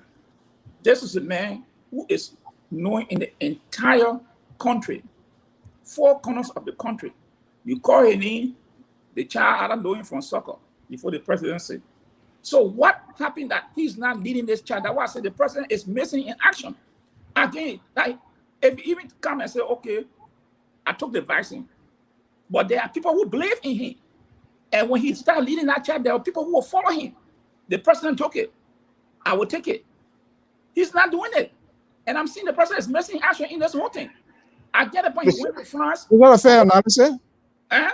Mr. So, I'm asking Professor whether it's a fair analysis. Liberal, because I know you want to bombard. So let a liberal bring his own kitchen sink and then you will respond. Yeah. Mr. So, look, I think Professor and Mr. George were talking something earlier about people who are not qualified, and if you know you're not qualified, you don't take the job. And that's why they pay for these jobs, according to rumors and speculation. Most of the people pay for these jobs because they were not qualified from the beginning. And so they put these people in the position, but knowing for the word that they're not qualified. So that's why I will leave from here with my high school education, go and work at the Ministry of Public Works. And I know they're doing things that I know it's not supposed to be. I will say it. If you say anything, I leave. Because I'm capable of even staying right there in Monroe and finding another job because I know I have the ability to do that. Now, in terms of the president and the vaccine, let's first of all look at the vice president. The vice president is also missing the boat. The vice president, in as much as she's loved by the Me Too movement all over the world, they love her because she's their sister. There's no question asked. She's supposed to come out. The fact that she have already had this experience, she almost got killed by this COVID. She has more experience than any other person in this government in terms of survival. She should put her survival instinct and her survival experience on the line for the country, for Liberia. But do you see the coordination I went through? The coordination is that, you know, your boss is not doing it, you're going to jump the boat. Don't you think? No. This is the same thing. Whether she did it or not, she's not going to be in good record unless come election. You saw what it did to her the last time. So they want to keep now because Dr. Weah wanted more vote from Lofa County. That's why they went over there. Since Lofa County, when was the last time you not see both of them together again? Did they go to France together? I thought they went to the France was women conference. Did you see the vice president there? No. So we know the game. We know what it is. But the point that I'm making here is she should be ahead and let the president and his inept people follow her. She's a leader. Professor, I told you the kitchen sink was coming, so it's no surprise for you. Go ahead. Did the vice president take the vaccine? Did she take the vaccination? Yes. Has she taken it? Mm-hmm. Yeah. So the president, you see, the president don't want to treat the vice president like the way Ellen Johnson said he treated Joseph Boyka and made to be a punk car. What's that supposed to mean? What's that supposed to mean? Please utilize her. She had to go and deputy and take the vaccination. Professor, please, don't try to play this man with us. We know the president has no intent. But the professor to be on the equal footing. Yeah. On a serious note, on a serious note, I told you the other day that my position on this thing has evolved. It has evolved because of so many reasons. It has evolved because of the number of deaths and because of the potential of this causing even more deaths. I think the president's reticence is creating confusion.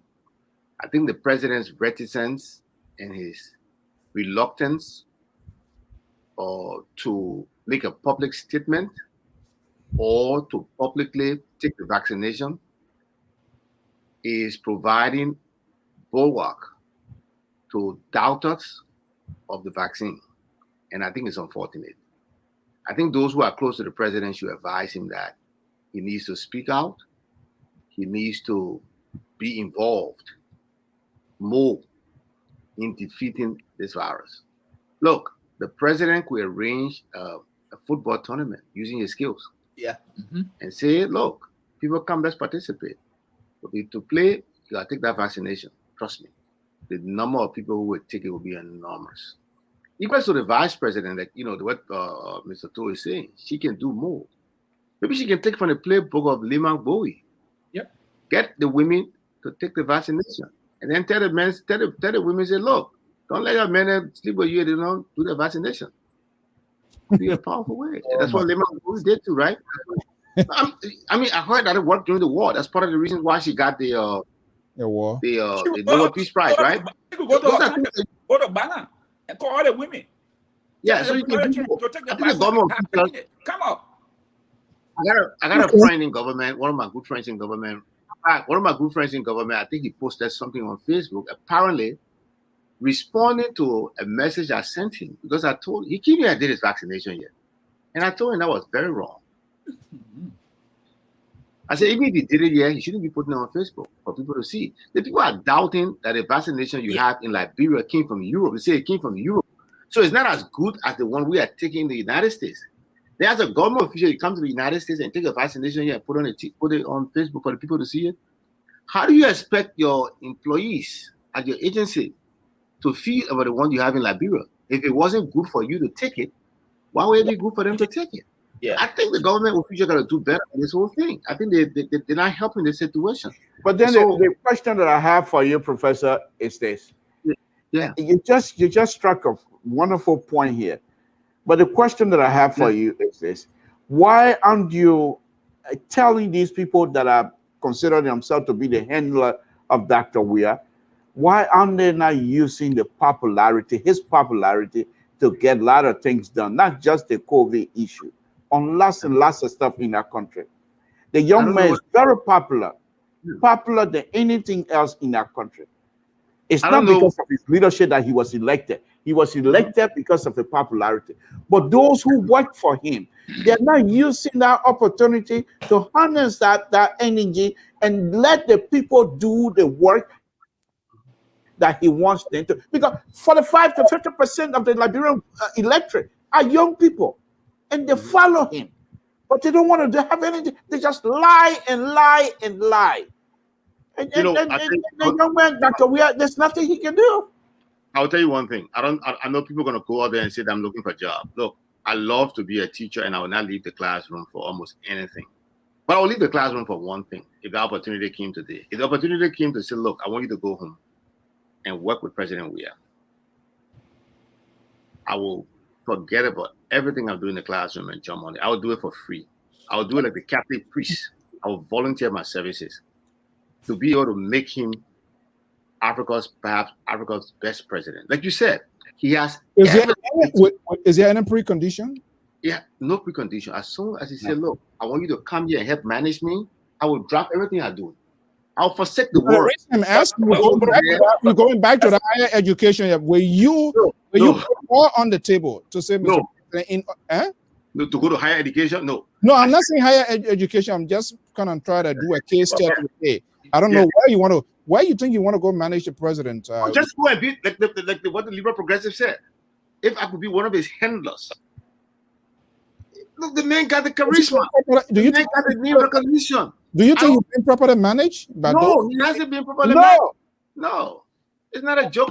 I mean, is that strange thing to hear from you? The people here. Look, let's just say all what you're seeing here. The president has not been properly managed. President Weir brought people around him that he trusts, of course, and think that they can manage. Let's keep the conversation proportional, right? So the Samson said the devil's sword. That's how you call your friends at front page, right? Mm-hmm. Double-edged sword. Devil oyster. This is the guy tying his mouth. That's a Delta there. I don't know which other airline there. Front page Africa traces Moserado County Senator trip to the USTK. He fled business. Delon lie.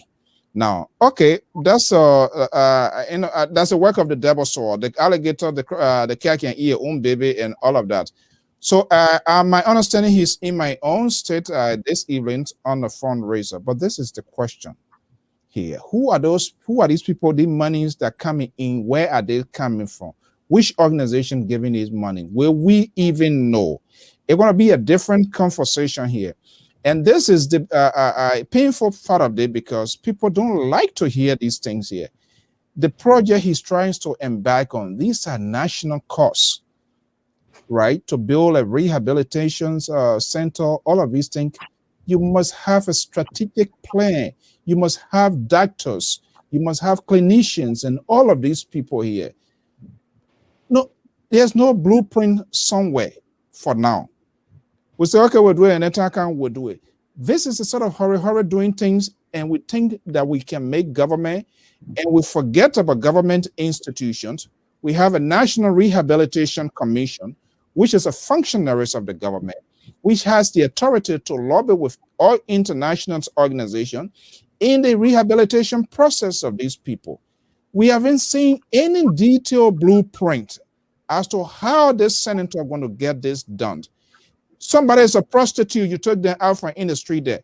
The woman goes out there, that the only thing when she gets out there to live on, whether you like it or not, because when you take her there and put her in the house, how's she going to eat? Okay, you rehabilitate her. You think she's correct or she's good now. You gave her the food. Are you going to throw her back into the community, into the society without finding something sustainable, without being properly integrated, without finding job, without like how we have Job Corps and other places here? They are organizations, and these people work with government. They work with different organizations. Go out there to do training and get these people here. But all of these things, they are all politically driven. And it is unfortunate, supporters of these people, they buy into these things here. There's no long-term planning. There's no long-term strategic goal as to how they can sustain. Okay, maybe we are looking at the longevity now. Okay, you're going to be a senator for 9 years. Okay, that's fair. But what happens after 9 years? God forbid, if anything happens, where is the goal? Where is the other foundation there to spearhead to push this here? At the end of the day, we leave empty houses on that. Samson told, let me ask you, you claim to be a Liberty partisan based in USA, but you were singing happy birthday song here to Nyombi Kanga Lawrence. They're all still here. They are counted, their constituencies bleeding. As we poke in the eyes of the government, as we critique the government here, have you had the courage to call your senators instead of going all around here to raising money, doing what they're doing? Nobody knows, but yet then they do not even know what is going on. They are not there.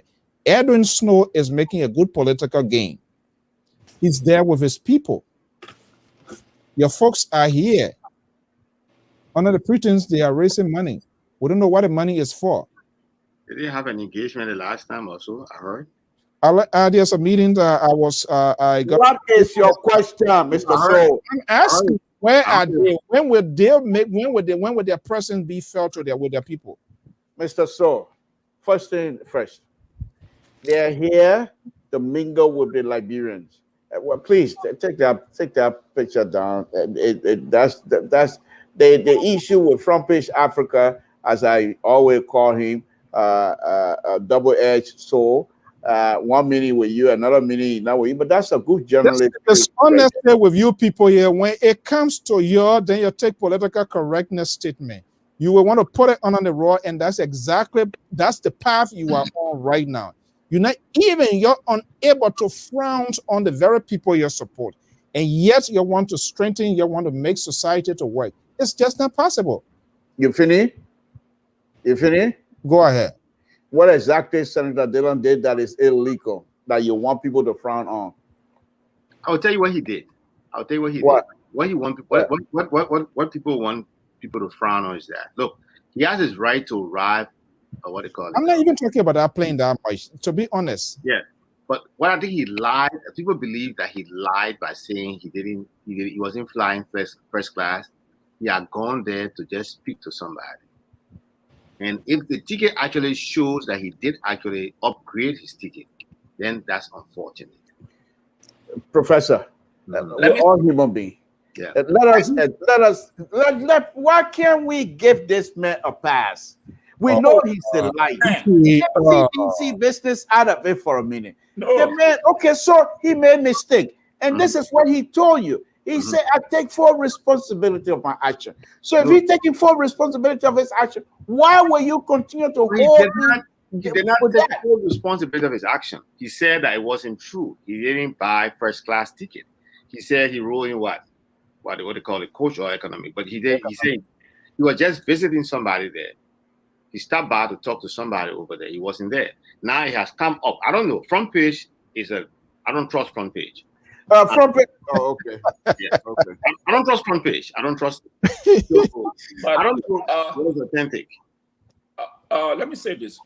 You know, when the president was traveling to China, Samuel Tour went to first class, and he said he spent his own money to upgrade it.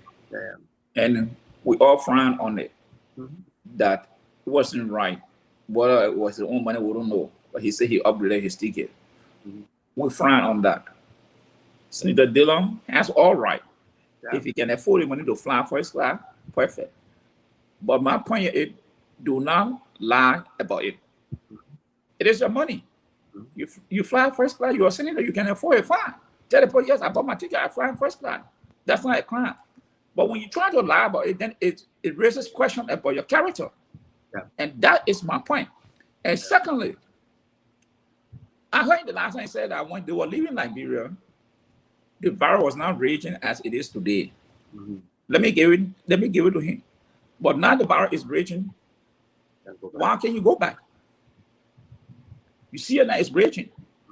Go back to be with your people. Whatever you can do, what encouragement, you give it to them. And I think that's why if we say we want Liberia to move forward, we have to call on everybody in leadership if they are not doing the right thing. And for me, I always say, I know I will not have no more friends, but I will speak my mind. Whether you like it or not. Mr. George. Hold on there. Mr. George. Hold on there. Mr. George, what I'm not prepared to do, what I'm not prepared to do is to follow all three of you into the cliff. I'm not going to do that. I'm not prepared to do that. The senator is the light. The senator has the reason to be here. The senator is here raising money for a cause in Liberia. The senator has the right to stay. I'm not going to follow you three and try to condemn the senator. The senator is doing a good thing. He's doing a good job. Fine. This is so sad. I mean, this politics in the country. I'm not saying he's not doing a good job, but I'm saying the timing of it. So, if you say he's doing a good job, he can't raise money, fine. But Ellison Akamo was in America. When the virus started, he flew back to make his contribution. And he's there with his wife.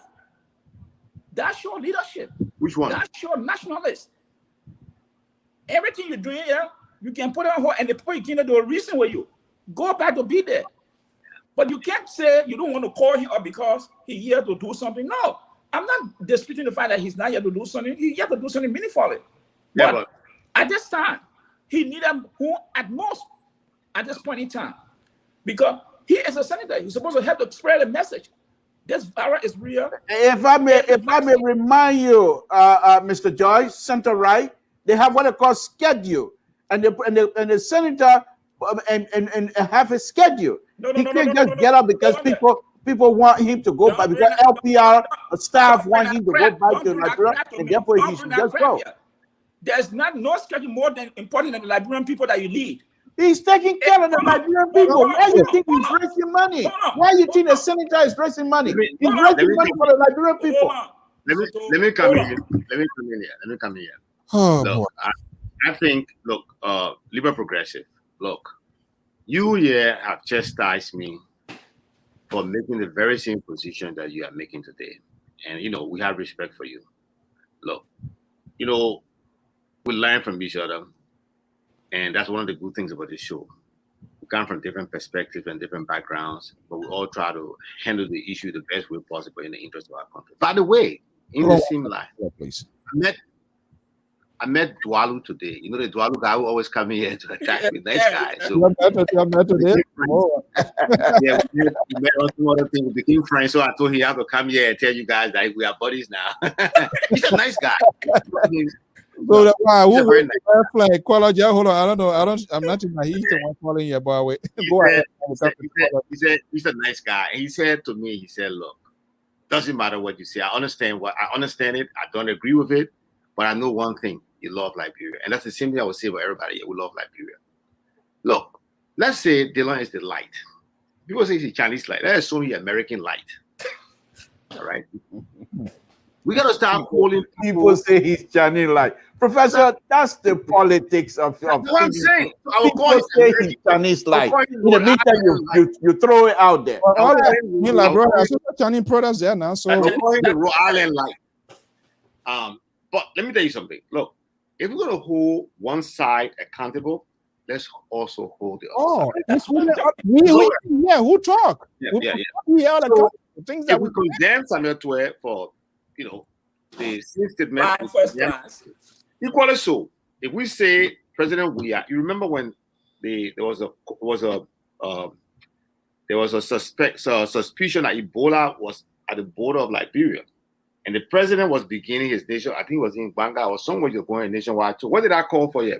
I called for the president to return to Monrovia and begin to command the does not have the guts. That's what I'm telling you we need to do here. Look, can't do it. Should be in Liberia. Young Lee Kanga should be in Liberia.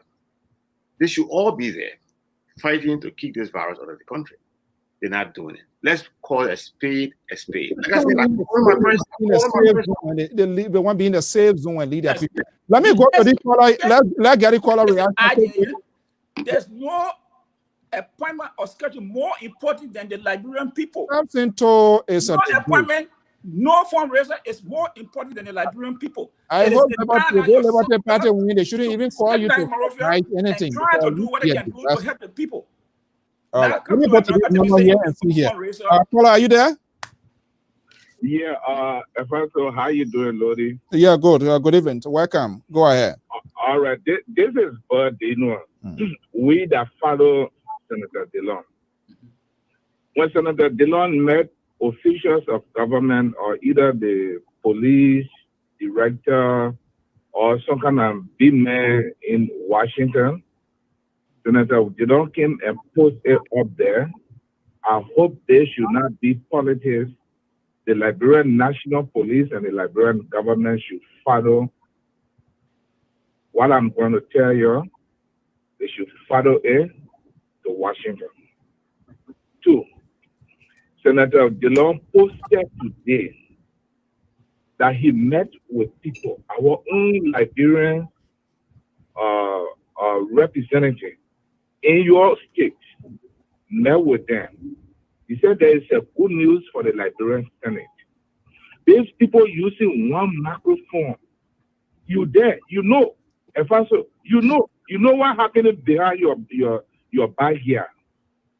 The man is here for tangible. As Sedition always said to we, the opposition, that we have no tangible. What if Senator Dillon? So that CDC playbook you're using, you're paying we're calling Joe. We are not to go to France. I'm not using CDC playbook, but I'm coming to the aid of my labor. All of us saying the thing. If we don't have any tangible, what happens in Liberia if there is no vaccine? If there is nothing to show from this visit? What if we show something from this visit, from this visitation? By Nyomli, I'm not talking much about Nyomli. Let me talk about Daros. Why are you leaving Nyomli? Why are you leaving Nyomli out? I'm not close to Nyomli. I'm close to Dillon. I am very, very close to Dillon. Are you telling us that Dillon is carrying vaccine? And you see teachers in the Liberian Senate. and the House of Representatives with other tangible equipment that will save our senator, that will save our representatives. And what if Senator Dillon go home and you see changes in the police with different uniforms, with other things? What will Seditious say? The law is not picture senator, the picture president of the Republic of Liberia that goes everywhere as a president, and you feel happy to take pictures with another president, that you feel proud of it, and Seditious come on to defend those cases. Senator Dillon is here for a purpose. Those who will die in Liberia will die, Mr. Tu. Okay. Mr. What? All right. People in Liberia, those that will die, they will die. Look, within 3 weeks, 3 persons that die from me. No, it's not so. I believe It's not for so. him to be here and find something, equipment that our people will use in the House of the Parliament, that people will not go there, start sharing microphone with one another. What if that multi-project come on Share tomorrow? what? Microphone? What will the Seditious say? What will they Okay.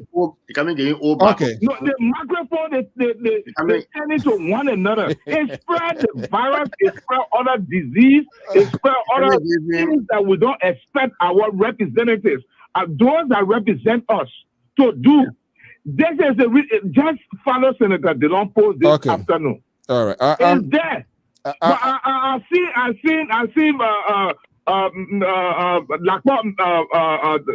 Professor Lacroix and Omer Josh, they're just going and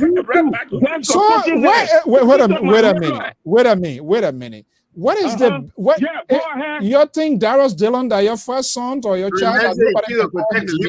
Imagine, If we can call George, we are need. Hold on. You what? Hold on. If you listen to Kev Hassan today, he came out to tell the Liberian the truth. Kev said, and I'm quoting him, that Darius Dillon is one of the most important politicians in Liberia. This is why people are hating him. Sometimes out of his way to talk to the opposition. Okay. But what he said today is from my stomach. All right. GB, who from Nima County. Okay. Thank you so much. Let me go back to my panelists.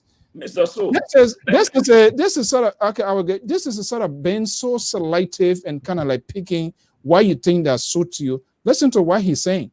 If people, why the people that microphone for Senate, is that why you came for? You close to Dillon? Is that what Dillon tells you? Yeah, you can't get old microphone. Use microphone and use police. When we can query the president, we can also query the executive. We must be able to get that. Go ahead, let me talk to you. Mr. So, let me say this. You see, this is why Liberia is not moving forward. This gentleman I just left from there, these are the kind of people that are making that country is not moving forward. Just last week, someone on George, we are back. President, we are back for time to France. Just last week, we said he should come back. In fact, we said he should not have gone. And you applaud us, say, oh yeah, you're talking the truth. They don't keep to this country. And you saying that, oh man, that those who are dying like Liberia will die. That is sad on your part to use that word. You got to hold on, the guys. And let me tell you, what Dillon is here to lawyer for police.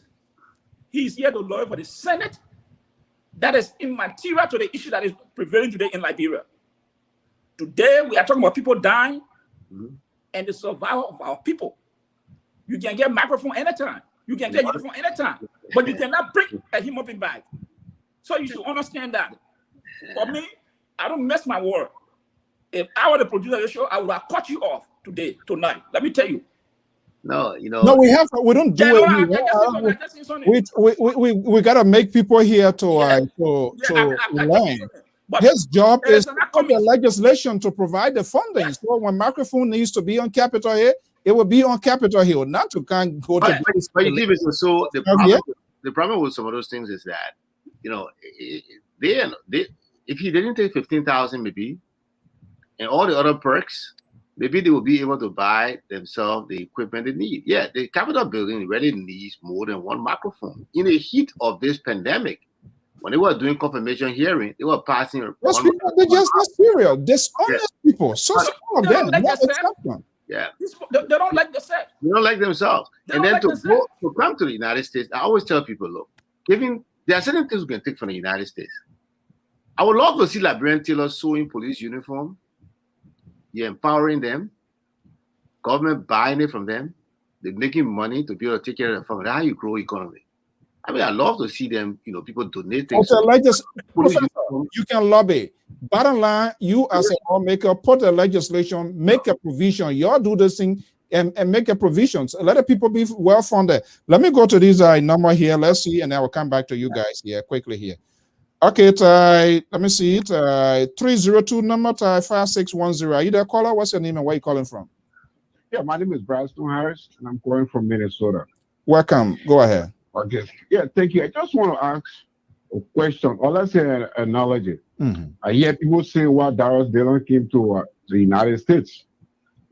According to him, he found items to take to Liberia, whether it's medical or other stuff to take to Liberia.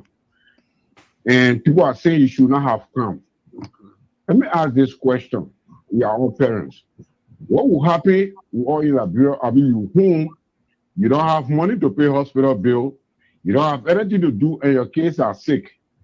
What do? You sit down there and say, let me look at my dollar? Or do I go and look for money to bring so I can be able to take her to the hospital? Obviously, your analogy field in this case.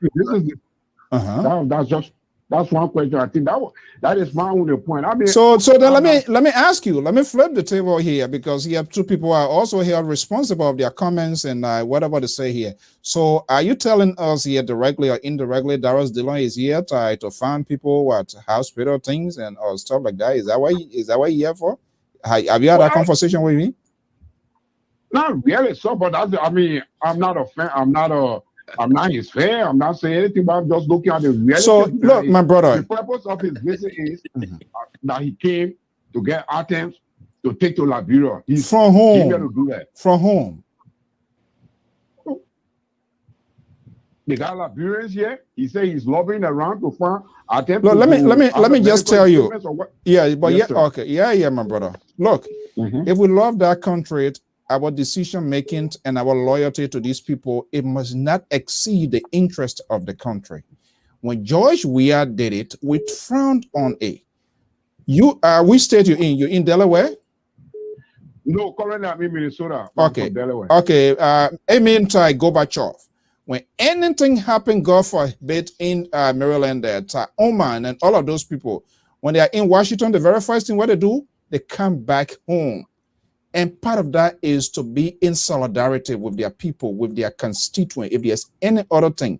So it's like people telling me here, like if there was a gunfire across the border of Liberia from Cote d'Ivoire and George Weah say he go and visit to France or come into US, I was like, wait a minute, you are leaving the country vulnerable. You are the commander-in-chief. He is the senator of a very important capital, and he's a major political actor. I think whatever role, the device of the politics in Liberia, this is why it get us to be where we are today. I think Dillon could have played the role that Alexander Cummings is playing. If we are frowning on the CDC governments of lack of leadership, and the opposition, they are part of the collaborative party. They want to take leadership. They need to do it extra. They need to set an example. They need to make an adequate case to say, okay, these people are alternative. But as far as I'm concerned, people that listen to the other first caller, you can't get microphone. If you are my spokesperson, I will act like just what Donald Trump did to James Comey, and you will stay in California and just fire you because you're not even. I don't think that's what Darius Dillon told you. But the bottom line, what we are saying, it is time that these people here, my brother, I will give you a chance. It is time for these people, all of them, whether the president called them in you, they're all supposed to come together. This is it's a national crisis. It has a national security implication with this whole virus. You can't be here and you say you lobbying. Who are these people that are giving the money? Who were these organizations? Are they? What sort of organizations are they? We don't even know the fund. We don't even know the source of these monies that are coming in. And they will never tell us. Yes, we want problem to be. Those sort of quick face, I'm not a type that favor these things in. Go ahead. Why it is true, I mean, looking at the situation in Liberia, I agree. But we are looking at what it will be the return. So do you agree with George? You agree with George? We have visit to France? George Weah is the president. Okay. I say you agree with it. The purpose of his visit. Yeah. I was against his visit because he was coming for a gender issue. He came for a gender issue now, and there was some testing kits went back. So you changed your mind on that? Once it's good for the country, yes, I don't have any problem with that. At the initial stage where he said he was coming for, it was where I had a problem. But once he took stuff back to Liberia, we all know what COVID have done to what COVID did and what COVID doing to the world. So whoever is working in that line, fine, that's great. But if you can't spell it out to make it explicit, look, I'm here because of this reason, relative to the COVID issue, fine. Okay. Then we have a problem. That was my point. Okay, thank you so much. Let me go to the next person and I'll go back to my analyst here. 612-3168. Are you there? Yeah. Hello? Yeah. Go ahead, caller. Yeah, but so you see, I listening to Liberia, I'm feeling sick in my stomach. Because you see, I'm beginning to see the reason why Liberia is suffering. Because we are very much, we fall in love with our leaders that we are not able to tell them the truth.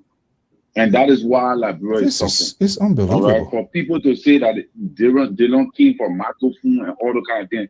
Now, my question is, what about his family? What about his immediate family that is in Monrovia personally? What about them? All right? As a father, to leave them and come to America, I don't understand it. I especially in this time. That's a state, even in a state of emergency. I mean, that would be the case in Liberia.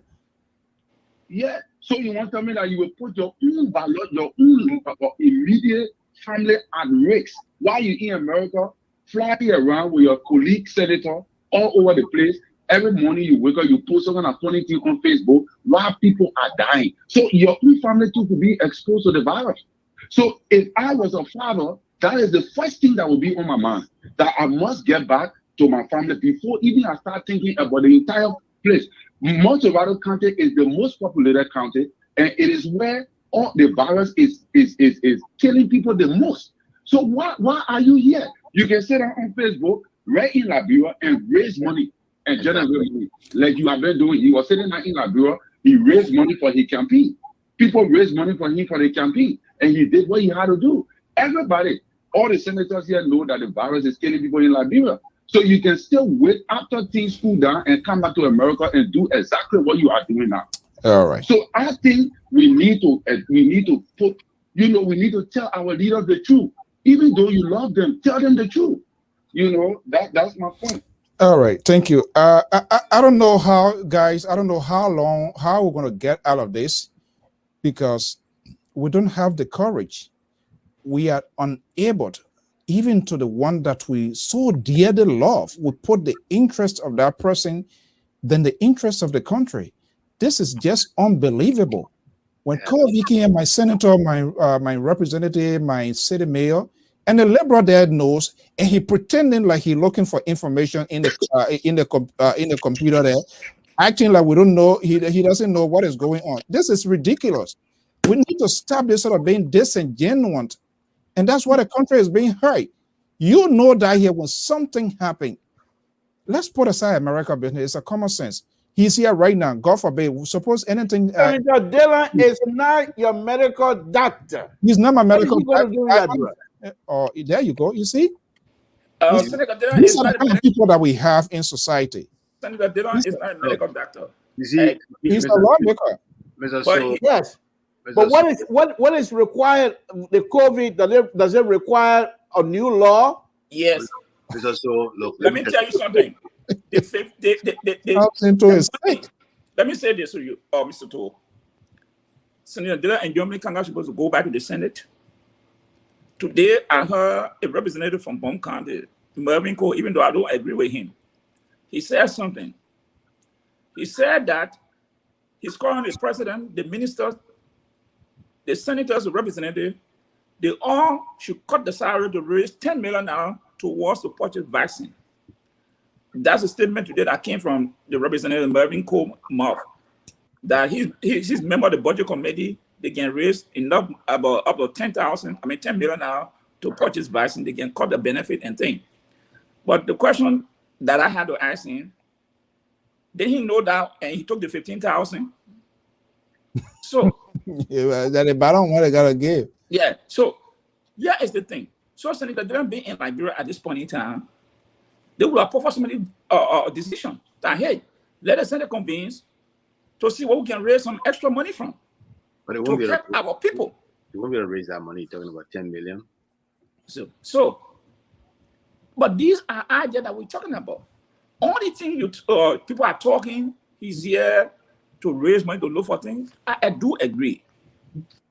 But the people elected you. And in terms of trouble, that when you see leadership, the same way I can say today on this platform that President Weah is not leading the country, this COVID-19 that he's not leading the chat, that's how every elected official responsible. Because they are the ones who are supposed to be in the forefront. They don't got followers in Liberia. He can talk to people, convince people to take the vaccine. That is where's the vaccine? People are saying there's no vaccine in the country. Yeah, but then that's why he's supposed to be there so the government can muster to create means. The government for those kinds of stuff is the administrative, the executive. The lawmaker has nothing to do with the lawmaker of the vaccine. Wow.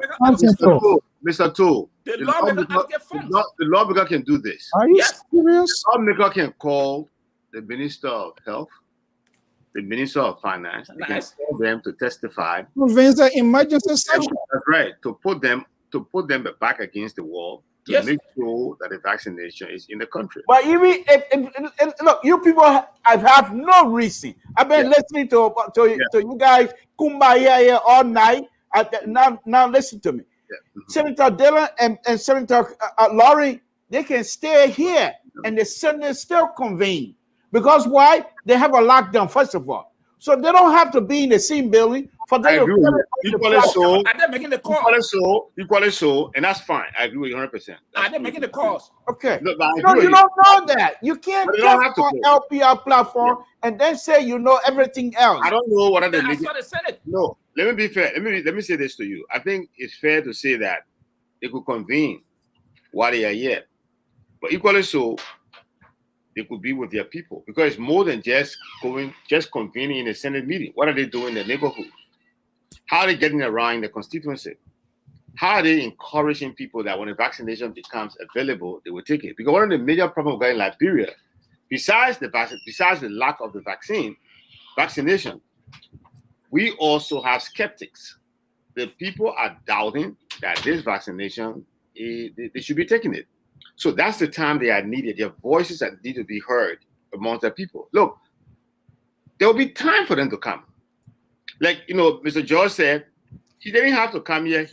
Professor, you guys have no standing. Some 2-3 days ago, Jefferson Koji was in the street of Monrovia with people all following him. No social distancing. Yeah, that's wrong. Some of them had no mask on. That's wrong. And you're gonna come and say the Senator they don't need. Where are we? So wait a minute. Is this just for payback thing? When somebody do it wrong, we do it right? No, I'm not saying that. I'm just saying if you guys want to look one side, one thing you say no. Don't say we look. You need to look at. The very first sack mail were on George Weah and the CDC-led government. Their incompetences to get us to be where we are. Now you try to switch the cars over here. What that have to do with Senator Dillon has that Senator Dillon, honorable Senator Dillon, and honorable Lawrence, Senator Lawrence, they have done nothing wrong. If they could go back home, nothing wrong. If they could go back home, why do you want them to go back to Liberia? I think one reason why they could do home. When your minister and other people were here the other day, were you pushing them to go back? Yes. No, you don't even know they were here. You don't even know they were here. We frown on it. I frown on it. That's what I told you. Yeah, you frown on it. But many of you, there was the fine order is different than wanting to come. Look, y'all leave the senator alone. Y'all leave Senator Dillon alone. Y'all leave Senator Nobly alone. These are people that are doing good for the Republic of Liberia. You're not from Moserado. You're not from Moserado. I'm from Moserado. What makes you think I'm not from Moserado? Well, I don't know.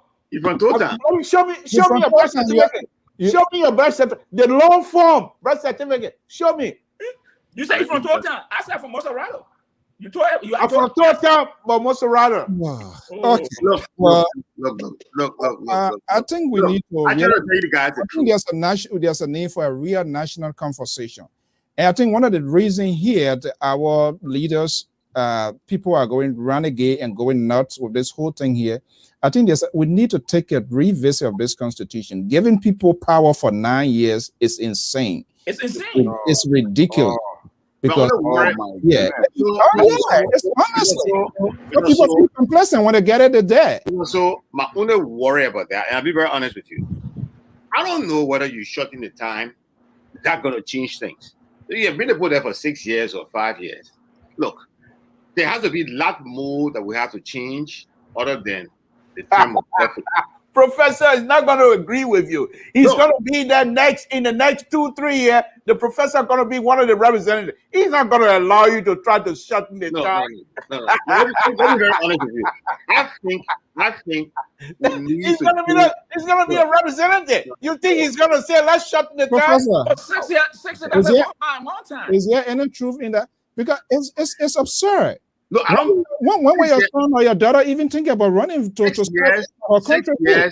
6 years, 9 years, those are a long time. I agree. I understand the part. But what I'm saying to you, the way our present political dispensation in the country is such that money creates power. Wealth gives you power. We don't have our best in the House of Representatives. We don't have our best in the Senate. So you cut down the term, you're still going to be having the same caliber of people in there. It's not going to change much.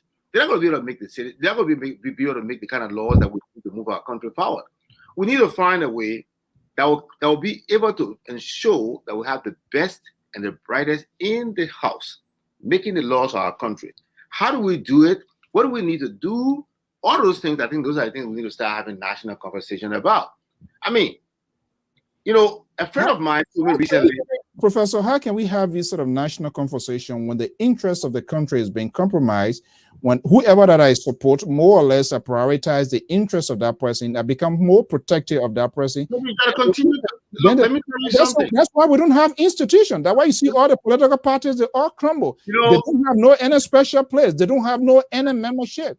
People come, they walk in, and they go away anytime they feel like. Yeah, one of the things I do in Liberia with my county, Margibi County, I have more friends, I have more young people that I've befriended outside of my political party than those in my political party. You understand it? It's very important for us to always reach across the aisles, to engage people from the other side, so that we can have a common understanding of what we want our country to be. What does it take for each one of us? What should we each of us be doing to help mitigate the problem, to solve all these problems? Most of the time I talk to young people and I ask them, why do you support a candidate in Liberia? It's amazing to hear what you hear them say. It's amazing to listen to what you hear them say. So we got to start this conversation at all levels. You can change it. Look, you can make it look, elections are very costly. Do you know that our government might not even be, usually Liberian government struggle to pay for the elections?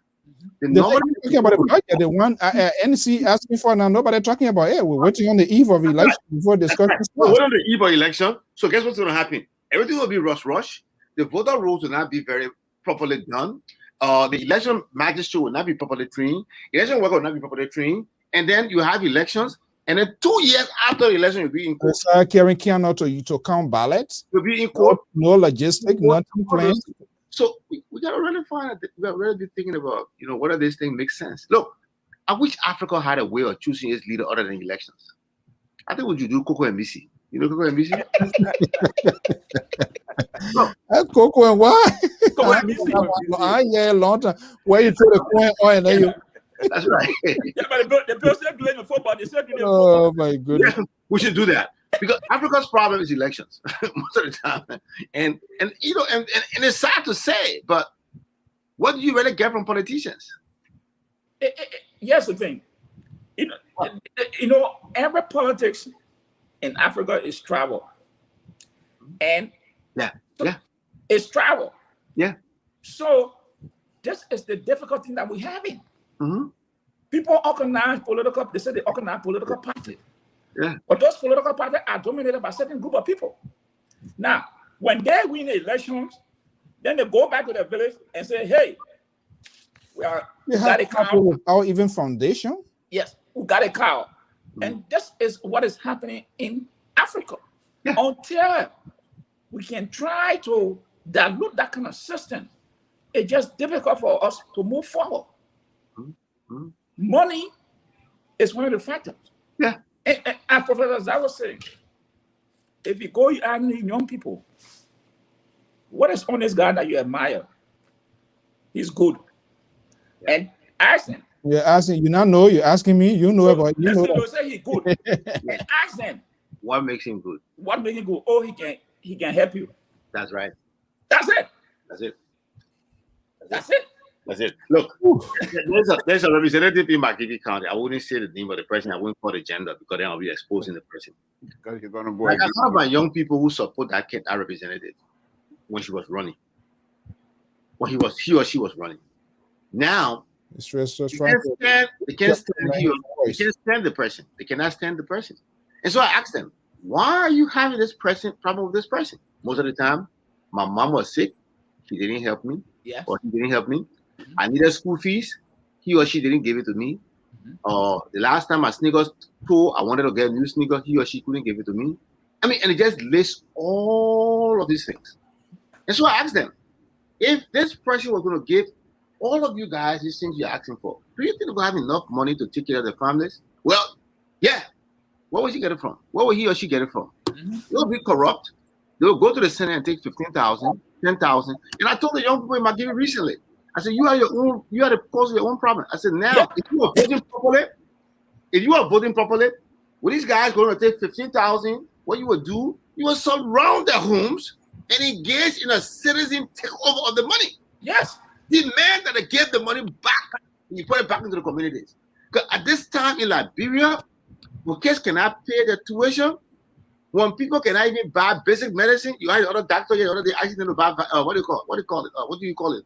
Vitamins? Yeah, vitamins. They take 10 million, the $10,000 for each one of these people and put it in. The young people will not be able to do it. You know why? Liberians will not be able to do it because the young people are all corrupt. Most of them, they are in the pockets of these people. They go to them for this thing and that thing. And so the whole political system is compromised. And we got to change it. What do we do? How can this be fixed? Improve our education system. We got to teach citizenship better. I don't want to monopolize it, but one of the things I do with every exam given at my school, I have to approve of it. At all my schools, I have to look at every exam and then approve of it. And so recently, I chastised 2 instructors at my school. The one who was teaching civics and government, and another one who was teaching religious and moral education. The religious and moral education teacher have multiple choice questions on the test. So that's not the purpose of people learning religious and moral education. I want them to understand morality and ethics. Give them real scenarios and ask them how they will handle it. Because that's the kind of conversation we should be having in our classroom. When we teach physics, when we teach civics, it shouldn't be about what's the ministry used for, what's the ministry used for. But we begin to get them to start thinking about elections and electioneering. How do you choose your leader? What do you look for in your leader? And it shouldn't be the teacher alone talking about it. Create opportunities for students to have a discourse where they will have different sides of the aisle. Bring in things from outside. Bring the United States. Bring China. Bring other countries. And let them engage. We're going to start teaching them from a very young time. Our generation not succeed. But maybe us, the next people could be able to embrace those things, and our people will begin to see changes. There's a book called Why Nations Fail. Maybe you make everyone of them to read a chapter of it, and they will understand. Why is it South Korea is more productive than North Korea?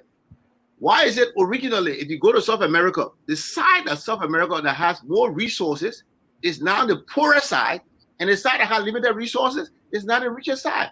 Why are those things happening? We're going to get our people, we're going to be able to educate our young people to get them to understand why is it that Liberia, which is far richer in resources, natural resources than La Cote d'Ivoire, is so underdeveloped, but La Cote d'Ivoire is far developed. Like what you call Haiti and the Dominican Republic. That's right. The Dominican Republic more developed, and Haiti and their neighbors. Yeah. Mm-hmm. So the question has become, what is people are doing differently? Yeah, mismanagement, and people just you don't. What is people are doing differently that they are just saying, and we are not doing? So we got to teach our young, we got to get our young people to start seeing those things. And So before we wrap up here, are we having the sort of national conversation that needs to be held in that country?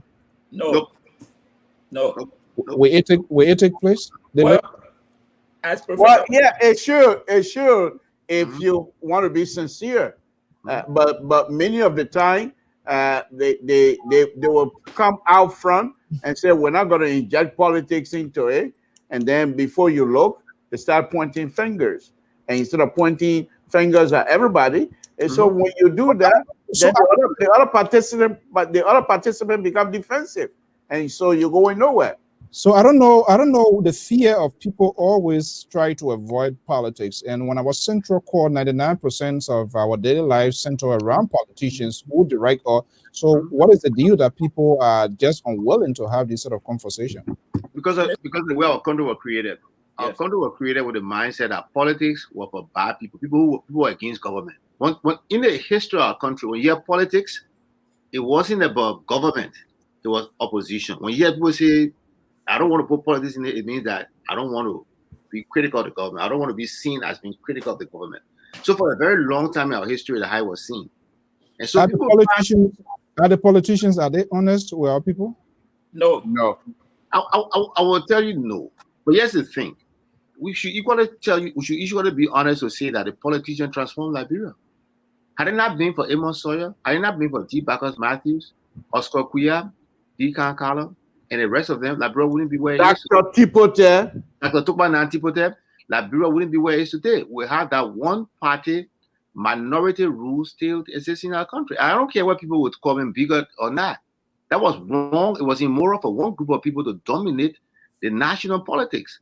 And so these people... Professor, I'll push back on that. The folks you just named, when they were pushing the idea of one man, one vote, they were not a politician. When they became politicians, their attitude and their behavior changed totally. I won't say they were not politicians. No, they were politicians. But let me say something here. Let me take our way back. They came under the disguise of not being politicians. Growing up, Mr. Towe will attest to this. The first time I saw election was pure democracy, where they got this, they stood the parliamentary this way, they stood one person, the two of them, so they say your line up behind it. Yes. They measured that line. Our people could not read and write because I knew my uncle could not read and write. But he told me that they said, do I want to vote? 1975. Yes. The people were playing that day in the town, and when they got ready to call everybody, they put the other man so for Clancy and the other man so for Clancy. They said, all those who like the man go behind him. Go there. And they struck that line. Yeah. I remember very well from the far. Let me tell you what the Western people did with that.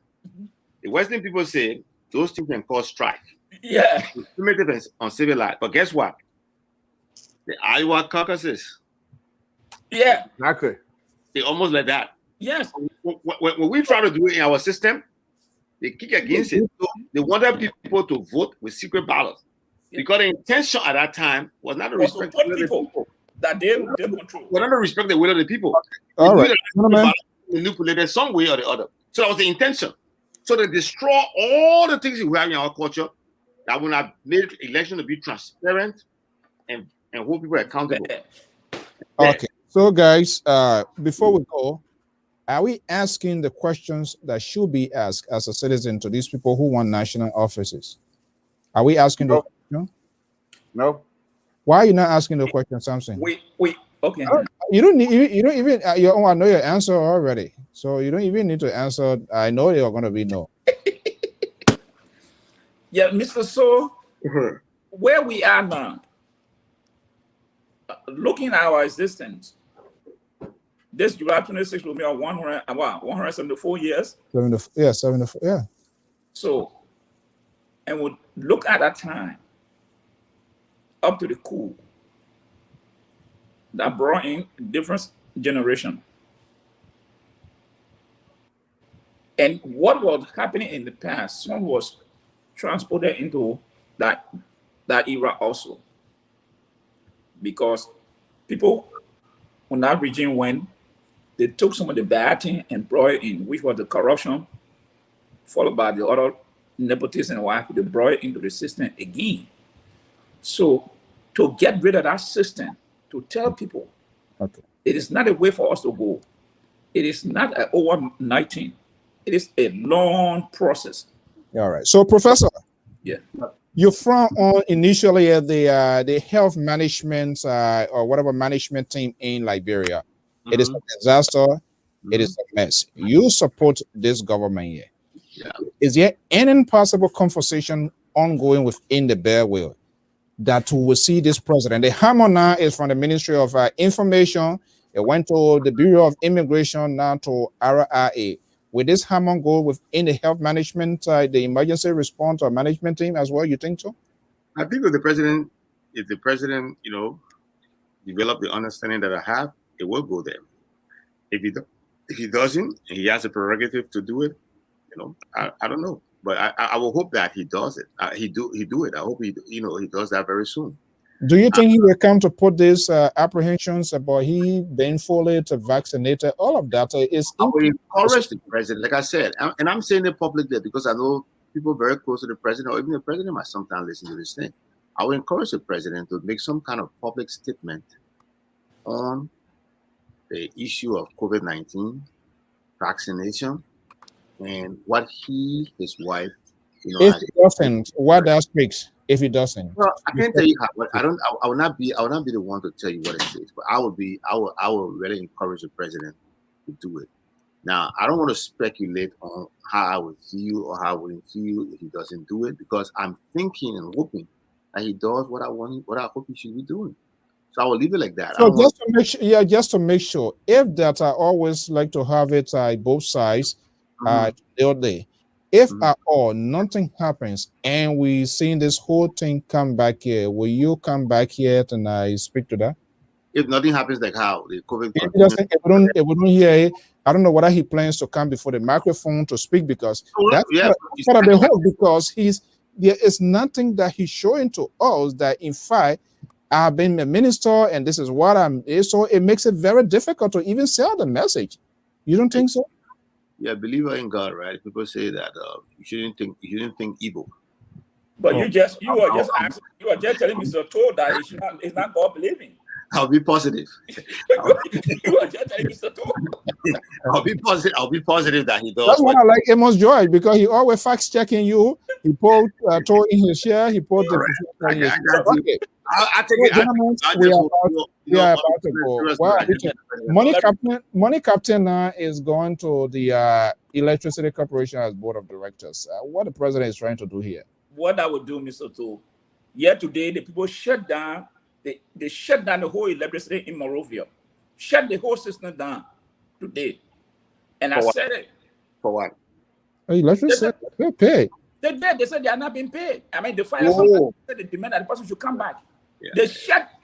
They shut down the system. Not they don't see this thing coming. Why people should always even sing song, yell, they cut the whole system off today. And I posted on there, I made a comment. I said, where are the people in the hospitals? You know, I think people really thinking. I've been benefiting from LEC lately, and so I want to criticize them. But yeah, it's so unfortunate. Well, you've been benefiting, so you don't want to. No, no, you don't get what I'm trying to say. What I'm trying to say, they've been doing a good job. That's exactly what you're trying to say. Because you've been benefiting, so you don't want to criticize before they cut your lights off. That's part of this, like, when you are benefiting, you are muted. When you are Let me teach my words. What I'm trying to say is that LEC have been doing very well. Slip or tongue? No, LEC have been doing very well. It's a slip or tongue on your part. Slip or tongue. My schools have been having electricity for almost 24 hours a day lately. And so, I'm grateful to them. I agree with you that I don't understand. If I understand, you see, again, I was having the same conversation with my wife today. Look, when you appoint incompetent people, they will not be able to provide the level of supervision needed to preempt problems and take the necessary proactive action. That's the problem in Liberia. President, let me just ask you, because this sort of incompetence is being repetitive. I've been hearing. Do you think this administration doing revisions for administrators, people that work? Are they doing that? You think so? I have serious problems with a lot of the people who have been appointed. Is that yes or no? I say I have problems with a lot of people who have been appointed. Meaning the executive is not doing revision of. Maybe based on their own assessment, they think those people can perform. If I was making an assessment, I wouldn't appoint them. Pa Josh. Yeah. I'm not going to make an assessment. You think the executive doing revisions on these people? Yeah, the people. LEC tell you the people the current are the people steal more than what they supply themselves to the citizenry. What system are they putting in place to curb that theft? Okay. That revenue being lost. The Liberal. Yeah. You're an engineer. Before, I know your last project was rewarded. Based on your previous project, and even all of our employers, there's some sort of revisions, evaluation, annually, whatever, quarterly, depending on institution. Based on that, your employer keep you to that job. Other than that, they let you go, or you go for more training. Do you think some revision is being done to these people in these offices? No, but this is the only thing that I have to say about reviving or looking at people. As far as trying to critique the politics and the politicians in Liberia, this is what I'm going to say. All of those that are against Dallas Dillon and Nyambli Kaka, they got F. Dallas Dillon and Nyambli Kaka, they got A and A.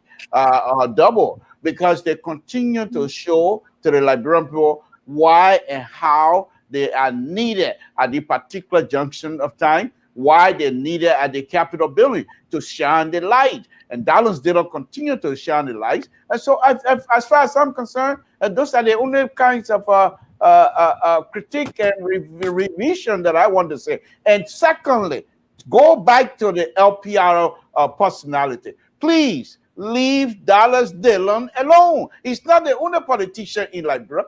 Talk about Prince Johnson. Talk of when was the last time LPR called Sir Joseph? When was the last time LPR called Vani Shamani? It's always probably they have not been. Probably we have come to let me tell you. Yeah, is the reason. It's simple. Probably we have come to a conclusion they are not alternative. We see him as alternative, and so we want to make sure that he does the right thing. But you are. But if that's the case, before you come to condemn or say something, say we're talking about Dallas Dillon because he's the best and he's doing the best, but we need to critique. That. So I'm not gonna. CDC will be aware that Dallas Dillon is doing a good job. I'm not a Ghana man. Okay, gentlemen, that's how we're going to draw the curtain here this evening. Let's take the quick break and then we'll wrap. We'll go. Thank you.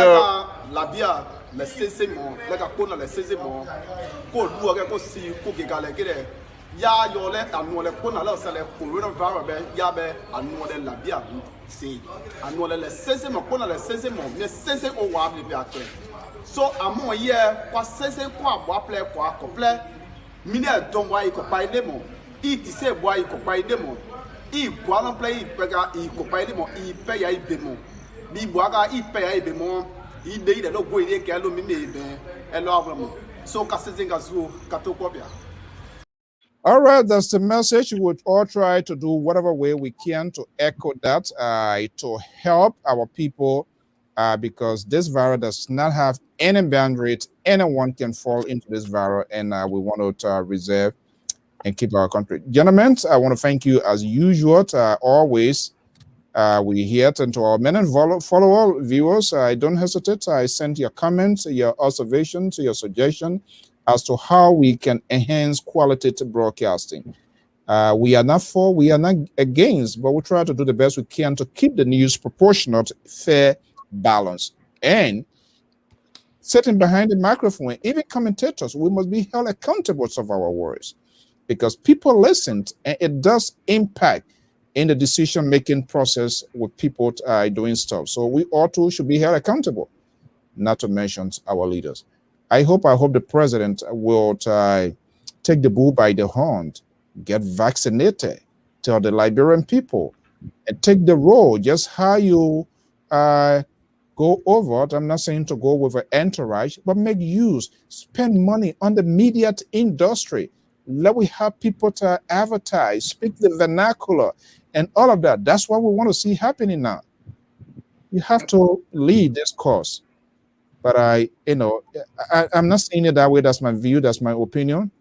But we want to encourage them to do it. Professor Zablo, thank you so much. Amos George, thank you. The liberal progressive on this network, Liberty Party-based member, USA, he claimed to be, which we respect. Thank you so much. The liberal. So what? You're practicing that protocol you keep in place now. You try more. That total. They total man for gentlemen, have a pleasant evening. Thank you so much, folks. Our viewers and all, I want to thank you so much for your time with us here. We'll be back here same time, same stations with more informative news, programming, and information. Until then, have a pleasant evening.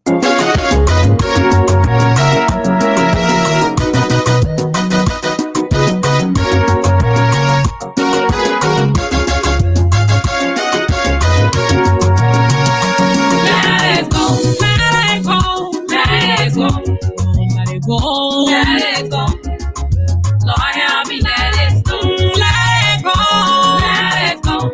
Let it go. And you open the pipe just a little so that the water won't flow, because if you just continue flowing the water with the pipe open wide, your water might finish earlier. So now look at how I'm washing my hands. You wash your hands like this, all between your fingers. And then you make sure you do like this so that all the dirt comes out from under your fingernails. Like this too. And then before you close it, you do like this and close it tightly. You are safe. So that's not just all. I also have this paper web. It is disinfecting paper webs. Clorox disinfecting paper webs. I will take up one. To see, after washing my hands, this is what I'm going to apply.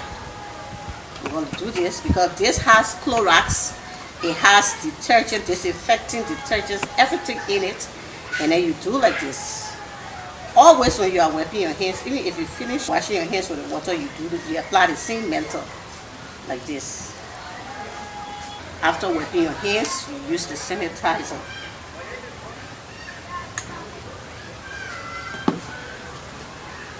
Like this, same old menthol apply, and then you are safe. Coronavirus is very serious and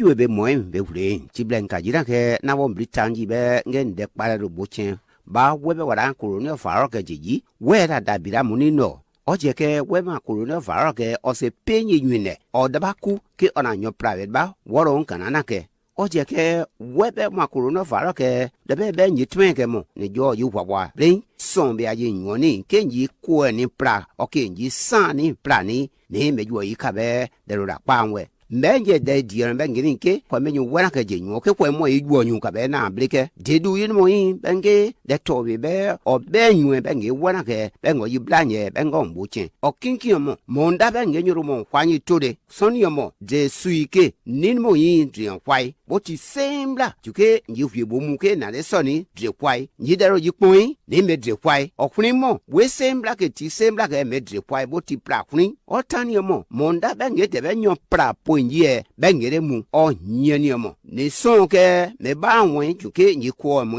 o nyi san ni o munio ke mo monda benge ni mi memero konne o ni no ji meke nje ku o je monda bengo ta o bengo yidu bengo di se pare nsa igu de ba